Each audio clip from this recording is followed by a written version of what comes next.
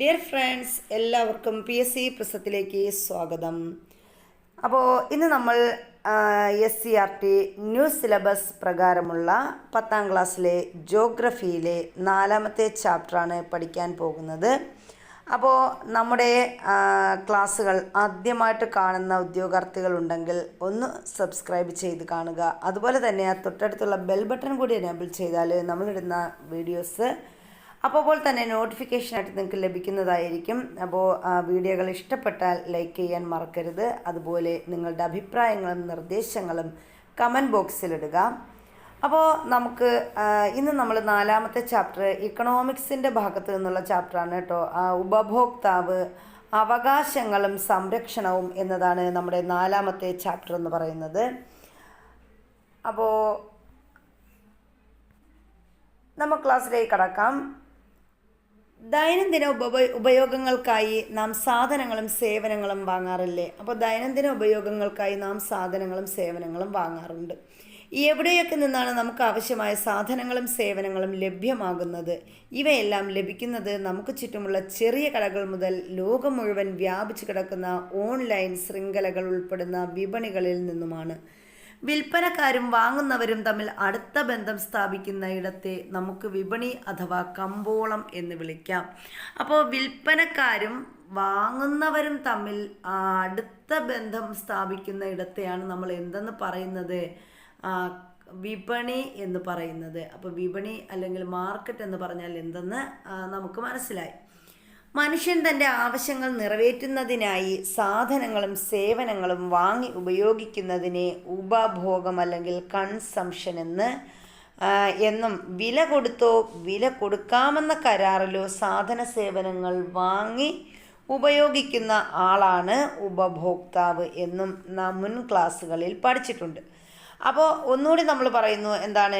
ആവശ്യങ്ങൾ നിറവേറ്റുന്നതിനായി സാധനങ്ങളും സേവനങ്ങളും വാങ്ങി ഉപയോഗിക്കുന്നതിനെ എന്തെന്ന് പറയുന്നു? ഉപഭോഗമെന്ന് പറയുന്നു. ഇനി വില കൊടുത്തോ വില കൊടുക്കാമെന്ന കരാറിലോ സാധന സേവനങ്ങൾ വാങ്ങി ഉപയോഗിക്കുന്ന ആളിനെയാണ് നമ്മൾ എന്തെന്ന് പറയുന്നത്? ഉപഭോക്താവ് എന്ന് പറയുന്നത്. കൂടാതെ ഉപഭോഗത്തെ സ്വാധീനിക്കുന്ന ഘടകങ്ങളും ചർച്ച ചെയ്തതാണ്. അപ്പോൾ അവ ഏതൊക്കെയാണെന്നാണ് നമ്മൾ നോക്കുന്നത്. ഉപഭോഗത്തെ സ്വാധീനിക്കുന്ന ഘടകങ്ങൾ ഏതെല്ലാം? അപ്പോൾ ഉപഭോഗത്തെ സ്വാധീനിക്കുന്ന എന്തൊക്കെയായിരിക്കും? സാധനങ്ങളുടെ വില, അതുപോലെ സാധനങ്ങളുടെ ഗുണമേന്മ, ലഭ്യത, ഇതൊക്കെ എന്താണ്? നമ്മുടെ ഉപഭോഗത്തെ സ്വാധീനിക്കുന്ന ഘടകങ്ങളിൽ ഉൾപ്പെടും. ഇനി ഉപഭോക്തൃ സംതൃപ്തി, കൺസ്യൂമർ സാറ്റിസ്ഫാക്ഷൻ എന്താണെന്നാണ് അടുത്ത് നമ്മൾ നോക്കുന്നത്. സാധനങ്ങളും സേവനങ്ങളും ഉപയോഗിക്കുന്നതിലൂടെ ഉപഭോക്താവിന് സംതൃപ്തി ലഭിക്കുന്നു. അപ്പം നമ്മളൊരു സാധനം വാങ്ങിച്ചാൽ അത് ഉപയോഗിക്കുമ്പോൾ നമുക്ക് എന്ത് കിട്ടുന്നു? സംതൃപ്തി ലഭിക്കുന്നു. അപ്പോൾ ഇതിനെയാണ് നമ്മൾ എന്തെന്ന് പറയുന്നത്? കൺസ്യൂമർ സാറ്റിസ്ഫാക്ഷൻ അല്ലെങ്കിൽ ഒരു ഉപഭോക്താവിൻ്റെ സംതൃപ്തി എന്ന് പറയുന്നത്. ഇത്തരത്തിൽ ലഭിക്കുന്ന സംതൃപ്തിയെ അളന്ന് തിട്ടപ്പെടുത്താൻ സാധിക്കുമോ? അപ്പോൾ നമ്മൾ ഒരു എന്തെങ്കിലും ഒരു സാധനം നമ്മൾ കഴിച്ചു, അപ്പോൾ നമുക്ക് കിട്ടിയ സംതൃപ്തി, ആ സംതൃപ്തിയെ നമുക്ക് അളന്ന് തിട്ടപ്പെടുത്താൻ സാധിക്കും. എനിക്ക് ഇത്ര സംതൃപ്തി ഇതിൽ നിന്ന് കിട്ടിയെന്ന് നമുക്ക് പ്രത്യേകിച്ച് പറയാൻ കഴിയില്ല.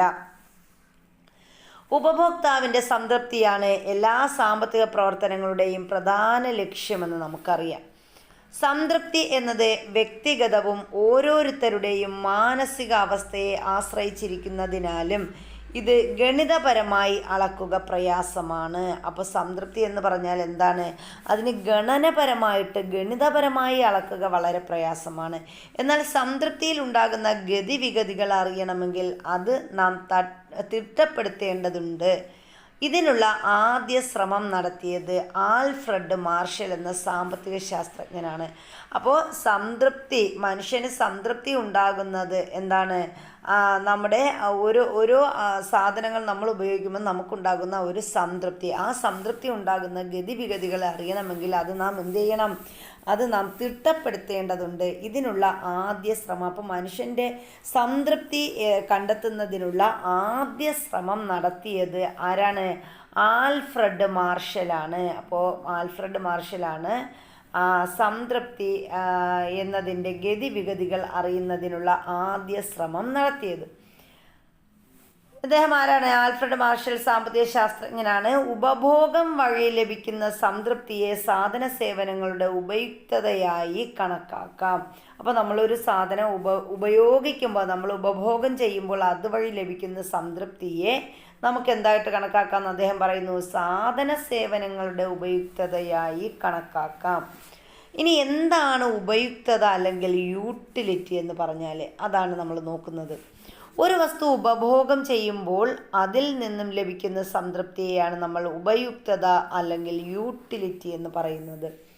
ഈ ഉപയുക്തതയെ നമുക്ക് യൂട്ടിൽസ് എന്ന യൂണിറ്റ് ഉപയോഗിച്ച് അളക്കാം. അപ്പോൾ ഉപയുക്തതയുടെ യൂണിറ്റ് തന്നെ പറയുന്ന പേരാണ് യൂട്ടിൽസ്. അപ്പോൾ യൂട്ടിലിറ്റിയുടെ യൂണിറ്റ് എന്താണ്? യൂട്ടിൽസ്. അല്ലെങ്കിൽ നമ്മുടെ ഉപയുക്തതയുടെ യൂണിറ്റ് അത് ഓർത്ത് വയ്ക്കുക. യൂട്ടിൽസ് എന്ന യൂണിറ്റാണ് നമ്മൾ ഉപയോഗിക്കുന്നത്. സാധന സേവനങ്ങളുടെ ഉപഭോഗത്തിലൂടെ ഉപഭോക്താവിന് ലഭിക്കുന്ന സംതൃപ്തിയെ എണ്ണൽ സംഖ്യ ഉപയോഗിച്ച് തിട്ടപ്പെടുത്താൻ കഴിയുമെന്ന് കാർഡിനൽ ഉപയുക്തതാവാദത്തിൽ പറയുന്നു. അപ്പോൾ കാർഡിനൽ ഉപയുക്തത യൂട്ടിലിറ്റി തിയറി പറയുന്നത് എന്താണ്? നമ്മൾ ഉപയോഗിക്കുന്ന സാധന സേവനങ്ങളുടെ ഉപഭോഗത്തിലൂടെ, അപ്പോൾ ഒരു സാധനം നമ്മൾ എന്ത് ചെയ്യുന്നു? ഉപയോഗിക്കുന്നു, ഉപഭോഗം ചെയ്യുന്നു, നമ്മൾ ഉപയോഗിച്ച് കഴിഞ്ഞു. അപ്പോൾ ആ ഉപഭോക്താവിന് ലഭിക്കുന്ന സംതൃപ്തിയെ എണ്ണൽ സംഖ്യ ഉപയോഗിച്ച് തിട്ടപ്പെടുത്താൻ കഴിയുമെന്ന് ആര് പറയുന്നു? കാർഡിനൽ ഉപയുക്തതാവാദത്തിൽ പറയുന്നു. അപ്പോൾ കാർഡിനൽ യൂട്ടിലിറ്റി തിയറിയാണ് പറയുന്നത്, നമ്മൾ ഉപഭോഗം ചെയ്യുന്ന ഒരു വസ്തുവിനെ അതിൽ നമുക്ക് എത്ര സംതൃപ്തി കിട്ടി എന്നത് നമ്പർ ഉപയോഗിച്ച്, ഇപ്പോൾ എനിക്ക് 2 സംതൃപ്തി കിട്ടി, 4 സംതൃപ്തി കിട്ടി, 6 എണ്ണം കിട്ടി, ഇങ്ങനെ നമുക്ക് നമ്പർ ഉപയോഗിച്ച് പറയാമെന്നാണ് ഇവർ പറയുന്നത്, ഈ കാർഡിനൽ ഉപയുക്തതാവാദത്തിൽ പറയുന്നത്. ഉപയുക്തതയിൽ വരുന്ന മാറ്റം സാധന സേവനങ്ങളുടെ തിരഞ്ഞെടുപ്പിനെയും ഉപഭോഗത്തെയും സ്വാധീനിക്കാം. അപ്പോൾ ഉപയുക്തതയിൽ വരുന്ന മാറ്റം എന്തിനെയാണ്? സാധന സേവനങ്ങളുടെ തിരഞ്ഞെടുപ്പിനെയും ഉപഭോഗത്തെയും സ്വാധീനിക്കാം. നിശ്ചിത സമയത്ത് ഒരു വസ്തു തുടർച്ചയായി ഉപഭോഗം നടത്തുമ്പോൾ ഉപയുക്തതയിൽ വരുന്ന മാറ്റം അറിയണമെങ്കിൽ ഉപയുക്തതയുടെ അളവുകളെ പറ്റി അറിയേണ്ടതുണ്ട്. അപ്പോൾ നമ്മൾ ഒരു നിശ്ചിത സമയത്ത് ഒരു വസ്തു തുടർച്ചയായി ഉപഭോഗം നടത്തുമ്പോൾ ഉപയുക്തതയിൽ മാറ്റം വരുന്നുണ്ടെങ്കിൽ ആ മാറ്റം അറിയാൻ നമ്മൾ എന്ത് ചെയ്താൽ മതി? ഈ ഉപയുക്തതയുടെ അളവുകളെ പറ്റി അറിയണം. ആ ഉപയുക്തതയുടെ അളവുകൾ ഏതൊക്കെയെന്നാണ് അടുത്ത് നമ്മൾ നോക്കുന്നത്. അപ്പോൾ അതിൽ ഒന്നാമത്തത്, ഉപയുക്തതയുടെ അളവുകളിൽ ഒന്നാമത്തതാണ് ടോട്ടൽ യൂട്ടിലിറ്റി അല്ലെങ്കിൽ മൊത്തം ഉപയുക്തത. അപ്പോൾ എന്താണ് മൊത്തം ഉപയുക്തത അല്ലെങ്കിൽ ടോട്ടൽ യൂട്ടിലിറ്റി എന്ന് പറഞ്ഞാൽ? ഒരു വസ്തുവിൻ്റെ പല യൂണിറ്റുകൾ തുടർച്ചയായി ഉപയോഗിക്കുമ്പോൾ അതിൽ ഒരു വ്യക്തിക്ക് ലഭിക്കുന്ന ഉപയുക്തതയുടെ ആകെ തുകയാണ് മൊത്തം ഉപയുക്തത എന്ന് പറയുന്നത്. അപ്പോൾ ഒന്നുകൂടി പറയാം. മൊത്തം ഉപയുക്തത എന്ന് പറഞ്ഞാൽ എന്താണ്? ഒരു വസ്തുവിൻ്റെ പല യൂണിറ്റുകൾ തുടർച്ചയായി ഉപയോഗിക്കുമ്പോൾ നമുക്ക് എന്ത് ചെയ്യുന്നു? അതിൽ നിന്ന് ഒരു വ്യക്തിക്ക് ലഭിക്കുന്ന ഉപയുക്തതയുടെ ആകെ തുകയാണ് എന്തെന്ന് പറയുന്നത്? മൊത്തം ഉപയുക്തത എന്ന് പറയുന്നത്. അപ്പം നമ്മളൊരു സാധനം ഉപയോഗിച്ചു, അതിൽ നമ്മൾ പലപ്പോഴായിട്ട് ഒരു വസ്തു ഉപയോഗിച്ചപ്പോൾ നമുക്കതിൽ നിന്ന് ഒരു സംതൃപ്തി, ഒരു ഉപയുക്തത, അതിൽ നിന്ന് കിട്ടിയ ഉപയുക്തതയുടെ ആകെ തുക, അതിനെയാണ് നമ്മൾ എന്തെന്ന് പറയുന്നത്? മൊത്തം ഉപയുക്തത എന്ന് പറയുന്നത്. ഉദാഹരണം നമ്മൾ പറയുകയാണെങ്കിൽ, നമ്മളൊരു ഷർട്ട് വാങ്ങി ഉപയോഗിച്ചപ്പോൾ നമുക്ക് ആ ഷർട്ട് ഉപയോഗിച്ചപ്പോൾ അതിൽ നമ്മൾ മൊത്തത്തിൽ എത്ര സംതൃപ്തി കിട്ടി, അതാണ് നമ്മുടെ മൊത്തം യൂട്ടിലിറ്റി എന്ന് പറയുന്നത്. ഇനി രണ്ടാമത്തെ അളവാണ് ഏത്? സീമാന്ത ഉപയുക്തത അഥവാ മാർജിനൽ യൂട്ടിലിറ്റി. അപ്പോൾ എന്താണ് സീമാന്ത ഉപയുക്തത അല്ലെങ്കിൽ മാർജിനൽ യൂട്ടിലിറ്റി എന്ന് പറഞ്ഞാൽ? ഒരു വസ്തുവിൻ്റെ ഒരു അധിക യൂണിറ്റ് ഉപഭോഗം ചെയ്യുമ്പോൾ മൊത്തം ഉപയുക്തതയിൽ ഉണ്ടാകുന്ന മാറ്റത്തെ സീമാന്ത ഉപയുക്തത എന്ന് പറയുന്നു. അപ്പോൾ എന്താണ് സീമാന്ത ഉപയുക്തത എന്ന് പറഞ്ഞാൽ? നമ്മളൊരു വസ്തുവിൻ്റെ ഒരു അധിക യൂണിറ്റ് ഉപഭോഗം ചെയ്യുമ്പോൾ, ഒരു വസ്തുവിന് നമ്മൾ എന്ത് ചെയ്യുന്നു? ഒരു അധിക യൂണിറ്റ് ഉപഭോഗം ചെയ്തു. അപ്പം മൊത്തം ഉപയുക്തതയിൽ ഉണ്ടാകുന്ന മാറ്റത്തെ, ഒരു യൂണിറ്റ് നമ്മൾ ഒരു വസ്തു മേടിച്ചിട്ട് ഒരു യൂണിറ്റ് ഉപഭോഗം ചെയ്യുമ്പോൾ അതിൻ്റെ മൊത്തം ഉപയുക്തതയിൽ എന്തുണ്ടാകുന്നു? മാറ്റമുണ്ടാകുന്നു. ഈ മാറ്റത്തെയാണ് നമ്മൾ എന്തെന്ന് പറയുന്നത്? സീമാന്ത ഉപയുക്തത എന്ന് പറയുന്നത്. ഇത് എങ്ങനെയാണ് പ്രവർത്തിക്കുന്നതെന്ന് ഒരു ഉദാഹരണ സഹിതം നമുക്ക് പരിശോധിക്കാം. അപ്പോൾ ഇവിടെ ഒരു ഉദാഹരണം തന്നിട്ടുണ്ട്. അത് നോക്കുമ്പോൾ നമുക്ക് കുറച്ചുകൂടി വ്യക്തമായിട്ട് മനസ്സിലാകും. നിങ്ങളുടെ ക്ലാസ്സിലെ നീനയ്ക്ക് ഏറ്റവും ഇഷ്ടപ്പെട്ട പഴം ഓറഞ്ചാണെന്ന് കരുതുക. അവൾക്ക് നിങ്ങൾ ഓരോ ഓറഞ്ചായി കഴിക്കാൻ കൊടുക്കുന്നു എന്ന് സങ്കല്പിക്കുക. ഒന്നാമത്തെ ഓറഞ്ച് കഴിക്കുമ്പോൾ അവൾക്ക് വലിയ സംതൃപ്തിയായിരിക്കും ലഭിക്കുക. അപ്പോൾ അതിൽ നിന്നും 20 യൂട്ടിൽസ് സംതൃപ്തി ലഭിച്ചുവെന്ന് കരുതുക. അപ്പോൾ നമ്മൾ കരുതുക നീനയ്ക്ക് രണ്ടാമതായി ഒരു ഓറഞ്ച് കൂടി കഴിക്കാൻ നൽകിയാൽ അതിൽ നിന്നും ആദ്യത്തേതിൻ്റെ അത്ര സംതൃപ്തി സാധാരണഗതിയിൽ ലഭിക്കണമെന്നില്ല. രണ്ടാമത്തെ ഓറഞ്ചിൽ നിന്ന് 18 യൂട്ടിൽസ് സംതൃപ്തി ലഭിക്കുന്നു എന്നിരിക്കട്ടെ. അങ്ങനെ 2 ഓറഞ്ചുകളിൽ നിന്നുമായി ലഭിച്ച മൊത്തം സംതൃപ്തി 38 യൂട്ടിൽസ് ആണ്. അതായത് രണ്ടാമത്തെ ഓറഞ്ചിൻ്റെ ഉപഭോഗത്തിലൂടെ ലഭിച്ച 18 യൂട്ടിൽസ് ആണ് അവിടെ സീമാന്ത ഉപയുക്തത എന്ന് പറയുന്നത്. അതായത് ആദ്യത്തെ 38-ൽ നിന്നും ആദ്യത്തെ 20 കുറയ്ക്കുമ്പോൾ നമുക്ക് എത്ര കിട്ടും? മൊത്തം 38-ൽ നിന്ന് 20 കുറയ്ക്കുമ്പോൾ നമുക്ക് 18 കിട്ടും. ആ 18 എന്ത് ഇവിടെ സീമാന്ത ഉപയുക്തത എന്ന് പറയുന്നത്. ഇങ്ങനെ തുടർച്ചയായി 5 ഓറഞ്ച് കഴിച്ചുവെന്നിരിക്കട്ടെ. 5-ൽ നിന്നും കൂടി ലഭിച്ച ഉപയുക്തതയെ മൊത്തം ഉപയുക്തത എന്നും 5-ാമത്തെ യൂണിറ്റ് കഴിക്കുമ്പോൾ 4 എണ്ണം കഴിച്ചതിൽ നിന്നും മൊത്തം ഉപയുക്തതയിൽ വന്ന മാറ്റത്തെ സീമാന്ത ഉപയുക്തത എന്നും ഈ ഉദാഹരണത്തിൽ നിന്നും കണ്ടെത്താം. അപ്പോൾ ഇത്തരത്തിൽ ഓരോ യൂണിറ്റ് ഓറഞ്ച് കൂടുതലായി ഉപയോഗിക്കുമ്പോഴും മൊത്തം ഉപയുക്തതയിലും സീമാന്ത ഉപയുക്തതയിലും വരുന്ന മാറ്റം താഴെ പട്ടികയിൽ കൊടുത്തിരിക്കുന്നു. ഈ പട്ടിക പരിശോധിച്ച് തുടർന്നുള്ള ചോദ്യങ്ങൾക്ക് ഉത്തരം കണ്ടെത്തുക. അപ്പോൾ നമ്മളിവിടെ പറഞ്ഞതുപോലെ നമ്മളിപ്പോൾ ഒരു ഐസ്ക്രീം കണ്ടു കഴിഞ്ഞാൽ ആദ്യം കിട്ടുമ്പോൾ നമ്മൾ ഭയങ്കര ആർത്തിയോടെ സന്തോഷത്തോടെ കഴിക്കും അല്ലേ. ഇനി രണ്ടാമതൊന്നുകൂടി കൊടുത്താൽ നമുക്ക് എന്താണ് ആദ്യം കഴിച്ചതിൻ്റെ അത്ര ഒരു സംതൃപ്തി കിട്ടില്ല. മൂന്നാമതൊന്നുകൂടി കഴിച്ചാൽ ചിലപ്പോൾ ആദ്യവും രണ്ടാമതും കഴിച്ചതിൻ്റെ അത്ര സംതൃപ്തി കഴിക്കില്ല. അങ്ങനെ കഴിക്കും തോറും നമുക്ക് എന്ത് ഇതാക്കുന്നു, നമ്മുടെ ആ ഒരു സംതൃപ്തി കുറഞ്ഞു വരുന്നു. അപ്പോൾ അങ്ങനെ കുറഞ്ഞ് നമ്മൾ അവസാനം കഴിക്കുന്ന ആ ഒരു ഫലത്തിൽ നിന്ന് നമുക്ക് കിട്ടുന്ന ആ ഒരു സംതൃപ്തി, അതാണ് സീമാന്ത ഉപയുക്തത എന്ന് പറയുന്നത്. ഇനി ഓറഞ്ചിൻ്റെ അളവ് ഇവിടെ ഒരു ഇത് തന്നിട്ടുണ്ട്. അത് നമ്മൾ 1 മുതൽ 5 വരെ യൂണിറ്റ് ഓറഞ്ച് ഉപയോഗിക്കുമ്പോൾ മൊത്തം ഉപയുക്തതയ്ക്ക് എന്ത് സംഭവിക്കുന്നു? 6 യൂണിറ്റിന് ശേഷം മൊത്തം ഉപയുക്തതയിൽ എന്ത് മാറ്റമാണ് വരുന്നത്? അപ്പോൾ നമ്മൾ ഇതാ 5 മുതൽ കഴിക്കുമ്പോൾ എന്താണ് ആദ്യം കഴിച്ചതിൻ്റെ അത്ര, 5-ാമത് കഴിച്ചപ്പോൾ 4 അവിടുത്തെ സംതൃപ്തി എന്ന് മൊത്തം എന്താണ് നമ്മുടെ യൂട്ടിലിറ്റി എന്ന് പറയുന്ന ഉപയുക്തത, മൊത്തം സീമാന്ത ഉപയുക്തത.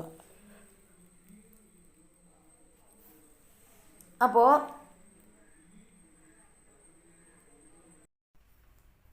ഓറഞ്ചിൻ്റെ അളവ്, മൊത്തം ഉപയുക്തത, സീമാന്ത ഉപയുക്തത. ഒരു ഓറഞ്ച് കഴിച്ചപ്പം മൊത്തം ഉപയുക്തത എത്രയായിരുന്നു? 20 ആയിരുന്നു. അത് സീമാന്ത ഉപയുക്തത നമുക്ക് എത്രയാണ് കിട്ടുന്നത്? സംതൃപ്തി 20 ഉണ്ട്. ഇനി അതുപോലെ 2 ഓറഞ്ച് കഴിക്കുമ്പം മൊത്തം ഉപയുക്തത എന്ന് പറയുന്നത് 38. അതായത് ആദ്യത്തെ 20-ഉം രണ്ടാമത്തെ 18-ഉം ചേർത്ത് മൊത്തം ഉപയുക്തത 38. സീമാന്ത ഉപയുക്തത എന്ന് പറയുന്നത് അവിടെ 18 ആണ്. അപ്പോൾ ആദ്യത്തേതിൻ്റെ അതുപോലെ 20, ആദ്യം 20 സീമാന്ത ഉപയുക്തത 20 ആണ്. സംതൃപ്തി നമുക്ക് കിട്ടിയത് 20 ആണെങ്കിൽ രണ്ടാമത് 18 ആയി. മൂന്നാമത്തെ ഓറഞ്ച് കഴിച്ചപ്പോൾ 15 ആയി. അതായത് നമ്മൾ ഓരോ ഓറഞ്ച് കഴിക്കുന്നതിനനുസരിച്ച് ആദ്യം കഴിച്ച ഓറഞ്ചിനേക്കാൾ നമുക്ക് എന്ത് കുറയും? സംതൃപ്തി കുറഞ്ഞു വരും. അപ്പോൾ ഇങ്ങനെ നമ്മൾ അവസാനം വരെയുള്ള ഓറഞ്ച് കഴിച്ചു. 1 മുതൽ 5 വരെ യൂണിറ്റ് ഓറഞ്ച് ഉപയോഗിക്കുമ്പോൾ മൊത്തം ഉപയുക്തതയ്ക്ക് എന്ത് സംഭവിക്കുന്നു? 6 യൂണിറ്റിന് ശേഷം മൊത്തം ഉപയുക്തതയിൽ എന്ത് മാറ്റമാണ് ഉണ്ടാകുന്നത്? അപ്പോൾ 6-ാമത്തെ ഓറഞ്ച് കഴിച്ചപ്പോൾ എന്താണ് ഉപയുക്തത, അവിടെയുള്ള സംതൃപ്തി എന്താണ്? 0 അതായത് അവിടെ മാറ്റമൊന്നും ഉണ്ടാകുന്നില്ല. 6-ാമത്തെ ഓറഞ്ച് കഴിക്കുമ്പോൾ ഉണ്ടാകുന്ന സംതൃപ്തി എന്ന് പറയുന്നത് 0. ഇനി അടുത്ത ഓറഞ്ച് 7-ാമത്തെ ഓറഞ്ച് കഴിക്കുമ്പോൾ -3 ആവുന്നു. 0-ത്തെക്കാളും സംതൃപ്തി തീരെ കുറഞ്ഞു വരുന്നു. അങ്ങനെ 8-ാമത്തെ ഓറഞ്ച് ആകുമ്പോൾ -7 വരുന്നു. അപ്പോൾ സംതൃപ്തി കുറഞ്ഞു വരുന്നു. മൊത്തം ഉപയുക്തതയും അവിടെ എന്ത് ചെയ്യുന്നു? കുറഞ്ഞു വരുന്നു. അപ്പം ഇതാണ് നമ്മുടെ മൊത്തം ഉപയുക്തതയും സീമാന്ത ഉപയുക്തതയും കണ്ടുപിടിക്കുന്നത്. ഇങ്ങനെയാണ്. എത്രാമത്തെ യൂണിറ്റ് ഓറഞ്ച് ഉപയോഗിക്കുമ്പോഴാണ് സീമാന്ത ഉപയുക്തത 0 ആകുന്നത്? നമ്മൾ പറഞ്ഞു എത്രാമത്തതാണ് 0. 6ാമത്തെ ഓറഞ്ച് മുതലാണ് സീമാന്ത ഉപയുക്തത 0 ആകുന്നത്. 7, 8 എന്നീ യൂണിറ്റ് ഓറഞ്ച് ഉപയോഗിക്കുമ്പോൾ സീമാന്ത ഉപയുക്തത നെഗറ്റീവ് ആകുന്നത് എന്തുകൊണ്ട്? അതായത് നമ്മൾ ഉപയോഗിക്കുന്ന വസ്തുവിനോടുള്ള താല്പര്യം നമുക്ക് തീരെ കുറഞ്ഞു. അതുകൊണ്ടാണ് അത് മൈനസ് ആയി പോകുന്നത്. മുകളിലെ പട്ടികയിൽ കൊടുത്തിട്ടുള്ള അളവുകൾ ഉപയോഗിച്ച് നമുക്കൊരു മൊത്തം ഉപയുക്തത വക്രം അല്ലെങ്കിൽ ടോട്ടൽ യൂട്ടിലിറ്റി കർവും സീമാന്ത ഉപയുക്തത വക്രം അഥവാ മാർജിനൽ യൂട്ടിലിറ്റി കർവും വരയ്ക്കാം. അപ്പോൾ ഇവിടെ മൊത്തം ഉപയുക്തത കർവും സീമാന്ത ഉപയുക്തത കർവും വരച്ചിരിക്കുന്നതാണ് ഇവിടെ കാണിച്ചിരിക്കുന്നത്. ഇനി മൊത്തം ഉപയുക്തതയും സീമാന്ത ഉപയുക്തതയും തമ്മിലുള്ള ബന്ധം വ്യക്തമാക്കുന്ന കുറിപ്പ് തയ്യാറാക്കാനും ഈ ഒരു ഉപയുക്തത നോക്കി പറയാൻ പറഞ്ഞിട്ടുണ്ട്. ഇനി നമ്മൾ പറയുന്നത് അപചയ സീമാന്ത ഉപയുക്തത. ഇവിടെ ഒരു കോളത്തിൽ തന്നിട്ടുണ്ട് കേട്ടോ. അപചയ സീമാന്ത ഉപയുക്തത നിയമം എന്താണ്? ലോ ഓഫ്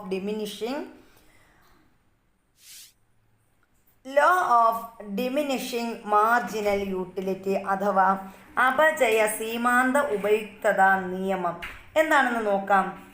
മറ്റ് വസ്തുക്കളുടെ ഉപഭോഗത്തിൽ മാറ്റമില്ലാതെ ഒരു സാധനത്തിൻ്റെ കൂടുതൽ യൂണിറ്റുകൾ തുടർച്ചയായി ഉപഭോഗം ചെയ്യുമ്പോൾ അതിൽ നിന്നും ലഭിക്കുന്ന സീമാന്ത ഉപയുക്തത കുറഞ്ഞു വരുന്നു എന്നാണ് അപചയ സീമാന്ത ഉപയുക്തത നിയമം പറയുന്നത്.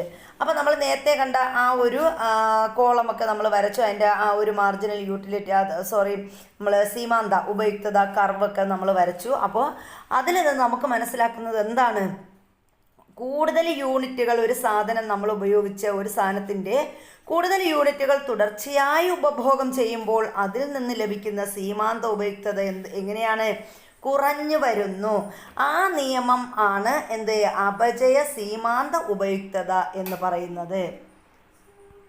ഇനി നമ്മൾ നോക്കുന്നത് കാർഡിനൽ ഉപയുക്തതാവാദത്തിൻ്റെ അനുമാനങ്ങളും പരിമിതികളുമാണ്. അപ്പോൾ കാർഡിനൽ യൂട്ടിലിറ്റി തിയറിയുടെ അനുമാനങ്ങളും അതിൻ്റെ പരിമിതികളും. Assumption and limitations of cardinal utility theory. ഉൽപ്പന്നങ്ങളെല്ലാം ഒരേ ഗുണമേന്മയുള്ളതായിരിക്കണം. ഉപഭോക്താവിൻ്റെ വരുമാനം, അഭിരുചി എന്നിവ സ്ഥിരമായിരിക്കണം എന്നീ അനുമാനങ്ങളുടെ അടിസ്ഥാനത്തിലാണ് അപചയ സീമാന്ത ഉപയുക്തത നിയമം പ്രസ്താവിച്ചിട്ടുള്ളത്. മറ്റ് സാധനങ്ങളുടെ ഉപഭോഗം നിജപ്പെടുത്തിയിരിക്കണം. യൂണിറ്റുകൾ നിശ്ചിത അളവിലും ഗണത്തിലും ഉള്ളവയായിരിക്കണം എന്നിവ അപചയ സീമാന്ത ഉപയുക്തത നിയമത്തിൻ്റെ ചില പരിമിതികളാണ്. അപ്പോൾ അപചയ സീമാന്ത ഉപയുക്തത നിയമം നമ്മൾ പഠിച്ചായിരുന്നു. ഇനി ഈ അപചയ സീമാന്ത ഉപയുക്തത നിയമത്തിൻ്റെ ചില പരിമിതികളാണ് നമ്മൾ പറഞ്ഞത്. അതിൻ്റെ ഗുണങ്ങളും നമ്മൾ പറഞ്ഞു. അപ്പോൾ ഇതൊക്കെ എന്തൊക്കെയാണ് പറഞ്ഞത്? ഇവിടെ ഗുണം നമ്മൾ പറഞ്ഞത് എന്താണ്? ഉൽപ്പന്നങ്ങളെല്ലാം ഒരേ ഗുണമേന്മയുള്ളതായിരിക്കണം.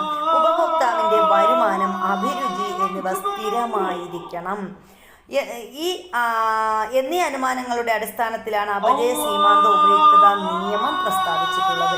അപ്പോൾ ഇങ്ങനെ ചിലപ്പോൾ ചോദിക്കാം, അപചയ സീമാന്ത ഉപയുക്തത നിയമം പ്രസ്താവിച്ചിരിക്കുന്നത് എന്തിൻ്റെ അടിസ്ഥാനത്തിലാണ് എന്ന് ചോദിച്ചാൽ നമുക്ക് പറയാം, ഉൽപ്പന്നങ്ങളെല്ലാം ഒരേ ഗുണമേന്മയുള്ളതായിരിക്കണം. ഉപഭോക്താവിൻ്റെ വരുമാനം, അഭിരുചി എന്നിവ സ്ഥിരമായിരിക്കണം. ഈ അനുമാനങ്ങളുടെ അടിസ്ഥാനത്തിലാണ് എന്ത് ചെയ്തിരിക്കുന്നത്? അപചയ സീമാന്ത ഉപയുക്തത നിയമം പ്രസ്താവിച്ചിട്ടുള്ളത്. ഇനി ഉപഭോഗം തുടർച്ചയുള്ളതായിരിക്കണം. ഉപഭോഗം എങ്ങനെയുള്ളതായിരിക്കണം? തുടർച്ചയുള്ളതായിരിക്കണം. മറ്റ് സാധനങ്ങളുടെ ഉപഭോഗം നിജപ്പെടുത്തിയായിരിക്കണം. യൂണിറ്റുകൾ നിശ്ചിത അളവിലും ഗുണത്തിലും ഉള്ളവയായിരിക്കണം. അപ്പോൾ എന്താണ് ഉപഭോഗം എന്ന് പറയുന്നത്? നമ്മളൊരു വസ്തു നമ്മളവിടെ ഓറഞ്ച് ഉപയോഗിച്ചു, തുടർച്ചയായിട്ടുള്ള ഉപയോഗമായിരുന്നു. അപ്പോൾ ഉപഭോഗം എന്ന് പറയുന്നത് തുടർച്ചയായിട്ടുള്ളതായിരിക്കണം. മറ്റ് സാധനങ്ങളുടെ ഉപഭോഗം നിജപ്പെടുത്തിയിരിക്കണം. യൂണിറ്റുകൾ നിശ്ചിത അളവിലും ഗുണത്തിലും ഉള്ളവയായിരിക്കണം എന്നിവ അപചയ സീമാന്ത ഉപയുക്തത നിയമത്തിന്റെ ചില പരിമിതികളാണ് പറയുന്നത്. ഇനി നോക്കിയേ, ഉപയുക്തത എന്നത് എണ്ണൽ സംഖ്യ ഉപയോഗിച്ച് തിട്ടപ്പെടുത്താൻ കഴിയാത്തത് കൊണ്ട് കാർഡിനൽ ഉപയുക്തതാവാദത്തിന് പകരമായി പുതിയ സിദ്ധാന്തങ്ങൾ രൂപപ്പെട്ടു വന്നിട്ടുണ്ട്. അപ്പം നമ്മുടെ ഉപയുക്തത അല്ലെങ്കിൽ യൂട്ടിലിറ്റി എന്ന് പറഞ്ഞാൽ അതൊരു എണ്ണൽ സംഖ്യ ഉപയോഗിച്ച് തിട്ടപ്പെടുത്താൻ കഴിയില്ല. അതുകൊണ്ട് എന്താണ്, കാർഡിനൽ ഉപയുക്തതാവാദത്തിന് പകരമായി പുതിയ സിദ്ധാന്തങ്ങൾ രൂപപ്പെട്ടു വന്നിട്ടുണ്ട്. എന്നിരുന്നാലും ഒരു വസ്തുവിൻ്റെ അധിക യൂണിറ്റുകൾ ഉപയോഗിക്കുമ്പോൾ അതിൽ നിന്ന് കിട്ടുന്ന ഉപയുക്തത കുറഞ്ഞു വരുന്നുവെന്ന വസ്തുത സാധാരണഗതിയിൽ ഉപഭോഗത്തെ സ്വാധീനിക്കുന്നുണ്ട്. അപ്പൊ ഇവിടെ നമ്മൾ എന്താ പറഞ്ഞത്, ഒരു വസ്തുവിന്റെ അധിക യൂണിറ്റുകൾ ഉപയോഗിക്കുമ്പോൾ അതിൽ നിന്ന് കിട്ടുന്ന ഉപയുക്തത കുറഞ്ഞു വരുന്നുവെന്ന വസ്തുത സാധാരണഗതിയിൽ ഉപഭോഗത്തെ സ്വാധീനിക്കുന്നുണ്ട്. ഇനി നമ്മൾ പറയുന്നത് ഉപയുക്തത എന്നത് വ്യക്തി അധിഷ്ഠിതമാണ്. അപ്പോൾ ഒരു ഉപഭോക്താവിനെ ആശ്രയിച്ചിട്ടാണ് ആ ഒരു ഉപയുക്തത ഇരിക്കുന്നത്. അപ്പോൾ ഉപയുക്തത എന്നത് എന്താണ്, വ്യക്തി അധിഷ്ഠിതമാണ്. സ്ഥലം, കാലം എന്നിവയ്ക്കനുസരിച്ച് ഉപയുക്തതയിൽ വ്യത്യാസം വരാം. ഉദാഹരണത്തിന് ചൂടുള്ള കാലാവസ്ഥയിൽ അധിവസിക്കുന്ന ഒരാൾക്ക് ഫാൻ നൽകുന്ന ഉപയുക്തത തണുപ്പുള്ള കാലാവസ്ഥയിൽ ലഭിക്കണമെന്നില്ല. ഏതൊരു ഉപഭോക്താവും ഏറ്റവും കൂടുതൽ ഉപയുക്തത പ്രദാനം ചെയ്യപ്പെടുന്ന സാധന സേവനങ്ങൾ തിരഞ്ഞെടുക്കുമ്പോഴാണ് അല്ലെങ്കിൽ തിരഞ്ഞെടുക്കുവാനാണ് താല്പര്യപ്പെടുക. എന്നാൽ വസ്തുക്കളുടെ വില, ഉപഭോക്താവിന്റെ വരുമാനം എന്നിവ പലപ്പോഴും സാധന സേവനങ്ങളുടെ തിരഞ്ഞെടുപ്പിനെ സ്വാധീനിക്കാറുണ്ടെന്ന് നമുക്കറിയാമല്ലോ. ഗുണമേന്മയുള്ള സാധന സേവനങ്ങൾ മിതമായ നിരക്കിലും കൃത്യമായ അളവിലും ലഭ്യമാകണമെന്നാണ് ഏതൊരു ഉപഭോക്താവും ആഗ്രഹിക്കുന്നത്. അത് ഉപഭോക്താവിന്റെ ഒരു അവകാശവുമാണ്. മറ്റെന്തെല്ലാം അവകാശങ്ങളാണ് ഒരു ഉപഭോക്താവിനുള്ളത്? അപ്പൊ ഇവിടെ എന്താ നമ്മൾ പറഞ്ഞത്? നമ്മൾ പറഞ്ഞു ഉപയുക്തത എന്ന് പറഞ്ഞാൽ വ്യക്തി അധിഷ്ഠിതമാണെന്ന് പറഞ്ഞ് സ്ഥലം, കാലം എന്നിവയ്ക്കനുസരിച്ച് ഉപയുക്തതയിൽ വ്യത്യാസം ഉണ്ടെന്ന് പറഞ്ഞ്. അതിന് ഉദാഹരണം നമ്മൾ പറഞ്ഞു, ചൂടുള്ള കാലാവസ്ഥയിലുള്ള ഒരാൾക്ക് താമസിക്കണമെങ്കിൽ അവിടെ ഫാൻ അല്ലെങ്കിൽ AC ആവശ്യമാണ്. എന്നാൽ തണുത്ത കാലാവസ്ഥയിൽ ജീവിക്കുന്ന ഒരാളാണെങ്കിൽ അവർക്ക് എന്ത് വേണ്ട, ACയോ അല്ലെങ്കിൽ ഫാൻ്റെയോ ആവശ്യം ഇല്ല. അപ്പം ഏതൊരു ഉപഭോക്താവും ഏറ്റവും കൂടുതൽ ഉപയുക്തത പ്രദാനം ചെയ്യപ്പെടുന്ന സാധന സേവനങ്ങൾ തിരഞ്ഞെടുക്കുവാനാണ് താല്പര്യപ്പെടുന്നത്. അപ്പം നമ്മൾ പൈസ കൊടുത്ത് മേടിക്കുമ്പോൾ അതിനനുസരിച്ചുള്ള നമുക്ക് അത്യാവശ്യമുള്ള സാധനങ്ങൾ അതാണ്. അതിന് നമ്മൾ എന്തൊക്കെ സ്വാധീനമുണ്ട്, വസ്തുക്കളുടെ വില, ഉപഭോക്താവിൻ്റെ വരുമാനം എന്നിവ പലപ്പോഴും സാധന സേവനങ്ങളുടെ തിരഞ്ഞെടുപ്പിനെ സ്വാധീനിക്കാറുണ്ട്. ഇനി ഒരു ഉപഭോക്താവ് ആഗ്രഹിക്കുന്നത് എപ്പോഴും എന്താണ്, ഗുണമേന്മയുള്ള സാധന സേവനങ്ങൾ മിതമായ നിരക്കിലും കൃത്യമായ അളവിലും ലഭ്യമാകണമെന്നാണ് ഏതൊരു ഉപഭോക്താവും ആഗ്രഹിക്കുന്നത്. അത് ഉപഭോക്താവിൻ്റെ അവകാശമാണ്. ഇനി നമ്മൾ ഉപഭോക്താവിൻ്റെ എന്തെല്ലാം അവകാശങ്ങളാണ് ഒരു ഉപഭോക്താവിനുള്ളത് എന്നാണ് നമ്മൾ പഠിക്കുന്നത്. അതിന് മുമ്പ് നമുക്കിവിടെ ഒരു ബോക്സിൽ ഒരു കാര്യം തന്നിട്ടുണ്ട്, ജസ്റ്റ് ഒന്ന് പറഞ്ഞു പോകാം. ഉപയുക്തതയും ഉപയോഗ്യതയും, അതായത് യൂട്ടിലിറ്റിയും യൂസ്ഫുൾനെസ്സുമാണ്. അതെന്താണെന്ന് നമുക്ക് നോക്കാം. നിത്യജീവിതത്തിൽ നാം ഉപയോഗിക്കുന്ന എല്ലാ സാധന സേവനങ്ങൾക്കും ഉപയുക്തതയുണ്ട്. അപ്പം നമ്മൾ നിത്യജീവിതത്തിൽ ഉപയോഗിക്കുന്ന എല്ലാ സാധനങ്ങളും എന്താണ്, ഉപയുക്തത അല്ലെങ്കിൽ യൂട്ടിലിറ്റി ഉണ്ട് അതിനെല്ലാത്തിനും. എന്നാൽ അവയെല്ലാം ഉപയോഗപ്രദമാവണമെന്നില്ല. അപ്പോൾ എന്താ, അവയെല്ലാം എന്ത് ചെയ്യുക, നിത്യജീവിതത്തിൽ നിത്യേന ഉപയോഗപ്രദമാവണമെന്നില്ല എന്ന്. ഉദാഹരണമായി സിഗരറ്റ് വലിക്കുന്ന ഒരാൾക്ക് അതിൽ നിന്നും ഉപയുക്തത ലഭിക്കുന്നുണ്ട്. പക്ഷേ നമുക്കറിയാവുന്നതുപോലെ സിഗരറ്റ് എന്നത് ഉപയോഗപ്രദമായ ഒരു വസ്തുവല്ല. മാത്രവുമല്ല അതിൻ്റെ ഉപയോഗം ആരോഗ്യത്തിന് ഹാനികരവുമാണ്. ഉപയുക്തതയിൽ നൈതികതയ്ക്ക് പ്രസക്തിയില്ല. അപ്പോൾ ഇവിടെ നമ്മൾ എന്താ പറഞ്ഞത്, ഇപ്പോൾ ഒരാൾ സിഗരറ്റ് വലിക്കുന്നു അല്ലെങ്കിൽ ഒരാൾ മദ്യപിക്കുന്നു. പക്ഷെ ആ മദ്യപിക്കുന്നതിൽ നിന്ന് അല്ലെങ്കിൽ സിഗരറ്റ് വലിക്കുന്നതിൽ നിന്ന് ആ ഉപഭോക്താവിന് എന്ത് കിട്ടുന്നുണ്ട്, ഉപയുക്തത കിട്ടുന്നുണ്ട്. പക്ഷേ ആ ഒരു ഉപയുക്തത എന്ന് പറയുന്നത് എന്തല്ല, അത് ഉപയോഗപ്രദമായ ഒരു വസ്തു അല്ല. ആ കിട്ടുന്ന ഉപയുക്തതയും ആ വസ്തുവും എന്താണ്, ഉപയോഗപ്രദമല്ല. ഇപ്പം മദ്യപിക്കാൻ പാടില്ല, അതല്ലെങ്കിൽ സിഗരറ്റ് വലിക്കാൻ പാടില്ല, ഇതൊക്കെ എന്താണ്, ആരോഗ്യത്തിന് ഹാനികരമാണ്. ഉപഭോക്താവിൻ്റെ അവകാശങ്ങളും സംരക്ഷണവും, കൺസ്യൂമർ റൈറ്റ്സ് ആൻഡ് പ്രൊട്ടക്ഷൻ. ഉപഭോക്താവിൻ്റെ അവകാശങ്ങളും അവ എങ്ങനെയൊക്കെ സംരക്ഷിക്കാമെന്നതും വിശദമാക്കുന്നതിന് മുമ്പ് സാധനങ്ങളുടെ വിവിധ തരങ്ങൾ എന്താണെന്ന് നമുക്ക് പരിചയപ്പെടാം. വിവിധ തരം സാധന സേവനങ്ങളും അവയുടെ പ്രത്യേകതകളും താഴെ കൊടുത്തിരിക്കുന്നു. ഉചിതമായ ഉദാഹരണങ്ങൾ ചേർത്ത് പട്ടിക പൂർത്തിയാക്കുക. ഇതിനായി നൽകിയിട്ടുള്ള സൂചന പ്രയോജനപ്പെടുത്താവുന്നതാണ്. അപ്പോൾ ഉപഭോക്താവിൻ്റെ അവകാശങ്ങളും അവ എങ്ങനെയൊക്കെ സംരക്ഷിക്കുന്നുവെന്നുമാണ് നമ്മൾ എന്ത് ചെയ്യുന്നത്, പരിചയപ്പെടാൻ പോകുന്നത്. അപ്പോൾ ഇവിടെ നോക്കിയേ, ഒരു പട്ടിക തന്നിട്ടുണ്ട്. ആ പട്ടികയിൽ എന്തൊക്കെ സാധനങ്ങളാണ് ഇവിടെ തന്നിരിക്കുന്നത്? വിവിധ തരം സാധനങ്ങൾ പറഞ്ഞിട്ടുണ്ട്. അതിൽ സൗജന്യ സാധനങ്ങൾ, ഫ്രീ ഗുഡ്സ് ഉണ്ട്. ഇനി അതിൻ്റെ പ്രത്യേകത എന്താണ്? പ്രകൃതിയിൽ ധാരാളമായിട്ടുള്ളവയും എല്ലാവർക്കും ലഭ്യമായവയും ആയ വസ്തുക്കളാണ് സൗജന്യ സാധനങ്ങൾ. ഇവ സൗജന്യമായി ലഭിക്കുന്നവയാണ്. ഇവയ്ക്ക് വില നൽകേണ്ടതില്ല. അപ്പോൾ ഇനി ഉദാഹരണമായിട്ട് നമുക്കിപ്പോൾ പ്രകൃതിയിൽ നിന്ന് ധാരാളം ലഭിക്കുന്ന വസ്തുക്കൾ നമുക്ക് പറയാം. ഇപ്പോൾ ജലം, വായു, ഇങ്ങനെയൊക്കെയുള്ള സാധനങ്ങളുണ്ടല്ലോ. ഇതൊക്കെ നമുക്ക് പ്രകൃതിയിൽ നിന്ന് ലഭിക്കുന്ന സൗജന്യ സാധനങ്ങളാണ്. ഇനി ഇക്കണോമിക് സാധനങ്ങളുണ്ട്. ഇക്കണോമിക് സാധനങ്ങൾ എന്ന് പറഞ്ഞാൽ എന്താണ്? വില കൊടുത്ത് വാങ്ങി ഉപയോഗിക്കുന്ന വസ്തുക്കളാണ് ഈ പറഞ്ഞ നമ്മുടെ ഇക്കണോമിക് സാധനങ്ങൾ എന്ന് പറയുന്നത്. അപ്പോൾ ഇക്കണോമിക് സാധനങ്ങൾ പലപ്പോഴും നിർമ്മിക്കപ്പെടുന്നതോ പ്രകൃതിയിൽ നിന്ന് ശേഖരിക്കപ്പെടുന്നതോ ആകാം. അപ്പോൾ ഇക്കണോമിക് സാധനം നമ്മൾ വില കൊടുത്ത് വാങ്ങുന്ന സാധനങ്ങൾ എന്ന് പറയുന്നത് ചിലപ്പോൾ നിർമ്മിക്കുന്നതായിരിക്കാം, അല്ലെങ്കിൽ നമ്മൾ നമ്മുടെ പ്രകൃതിയിൽ നിന്ന് ശേഖരിക്കപ്പെടുന്നത് ആകാം. അപ്പോൾ അങ്ങനെയുള്ള സാധനങ്ങൾക്ക് നമുക്ക് വില കൊടുത്ത് വാങ്ങുന്ന സാധനങ്ങൾ, ഇപ്പോൾ അരി, അതുപോലെ തേങ്ങ, പ്രകൃതിയിൽ നിന്ന് കിട്ടുന്നതാണ്. തേങ്ങ, ചക്ക, മാങ്ങ, ഇതൊക്കെ നമുക്ക് പറയാം. ഇനി ഉപഭോഗ സാധനങ്ങളുണ്ട്, കൺസ്യൂമർ ഗുഡ്സ്. ജനങ്ങൾ തങ്ങളുടെ ആവശ്യങ്ങളും ലക്ഷ്യങ്ങളും നിറവേറ്റുന്നതിനായി അന്തിമമായി ഉപയോഗിക്കുന്ന ഉൽപ്പന്നങ്ങളാണ് ഉപഭോഗ വസ്തുക്കൾ. വിലയെ അടിസ്ഥാനമാക്കി ക്രയവിക്രയം നടത്തുന്ന ഇവ ഉൽപാദന പ്രക്രിയയ്ക്ക് വീണ്ടും വിധേയമാകാത്തവയാണ്. അപ്പോൾ നമ്മുടെ ഉൽപാദന പ്രക്രിയയ്ക്ക് വീണ്ടും വിധേയമാകാത്ത വസ്തുക്കൾ, അതിനെയാണ് നമ്മൾ ഉപഭോഗ സാധനങ്ങൾ എന്ന് പറയുന്നത്.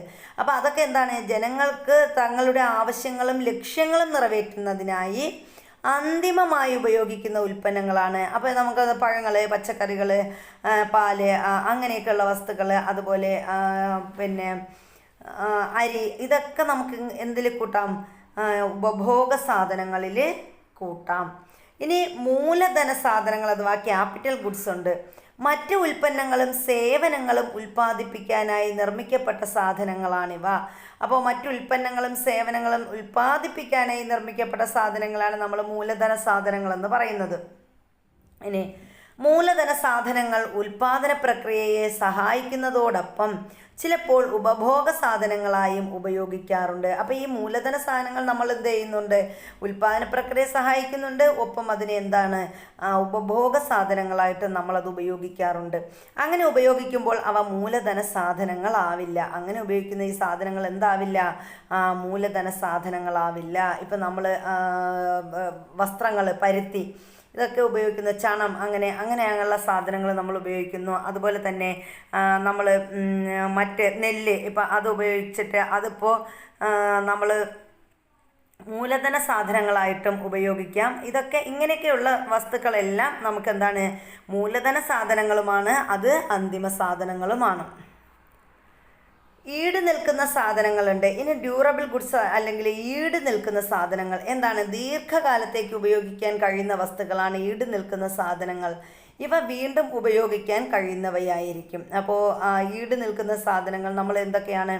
നമ്മളിപ്പോൾ വീട്ടിൽ ഉപയോഗിക്കുന്ന സാധനങ്ങൾ തന്നെ അതിൽ എന്തുണ്ട്? ദീർഘകാലം ഉപയോഗിക്കാൻ കഴിയുന്ന സാധനങ്ങൾ, അവ വീണ്ടും ഉപയോഗിക്കാൻ കഴിയുന്നവയും ഉണ്ടായിരിക്കും.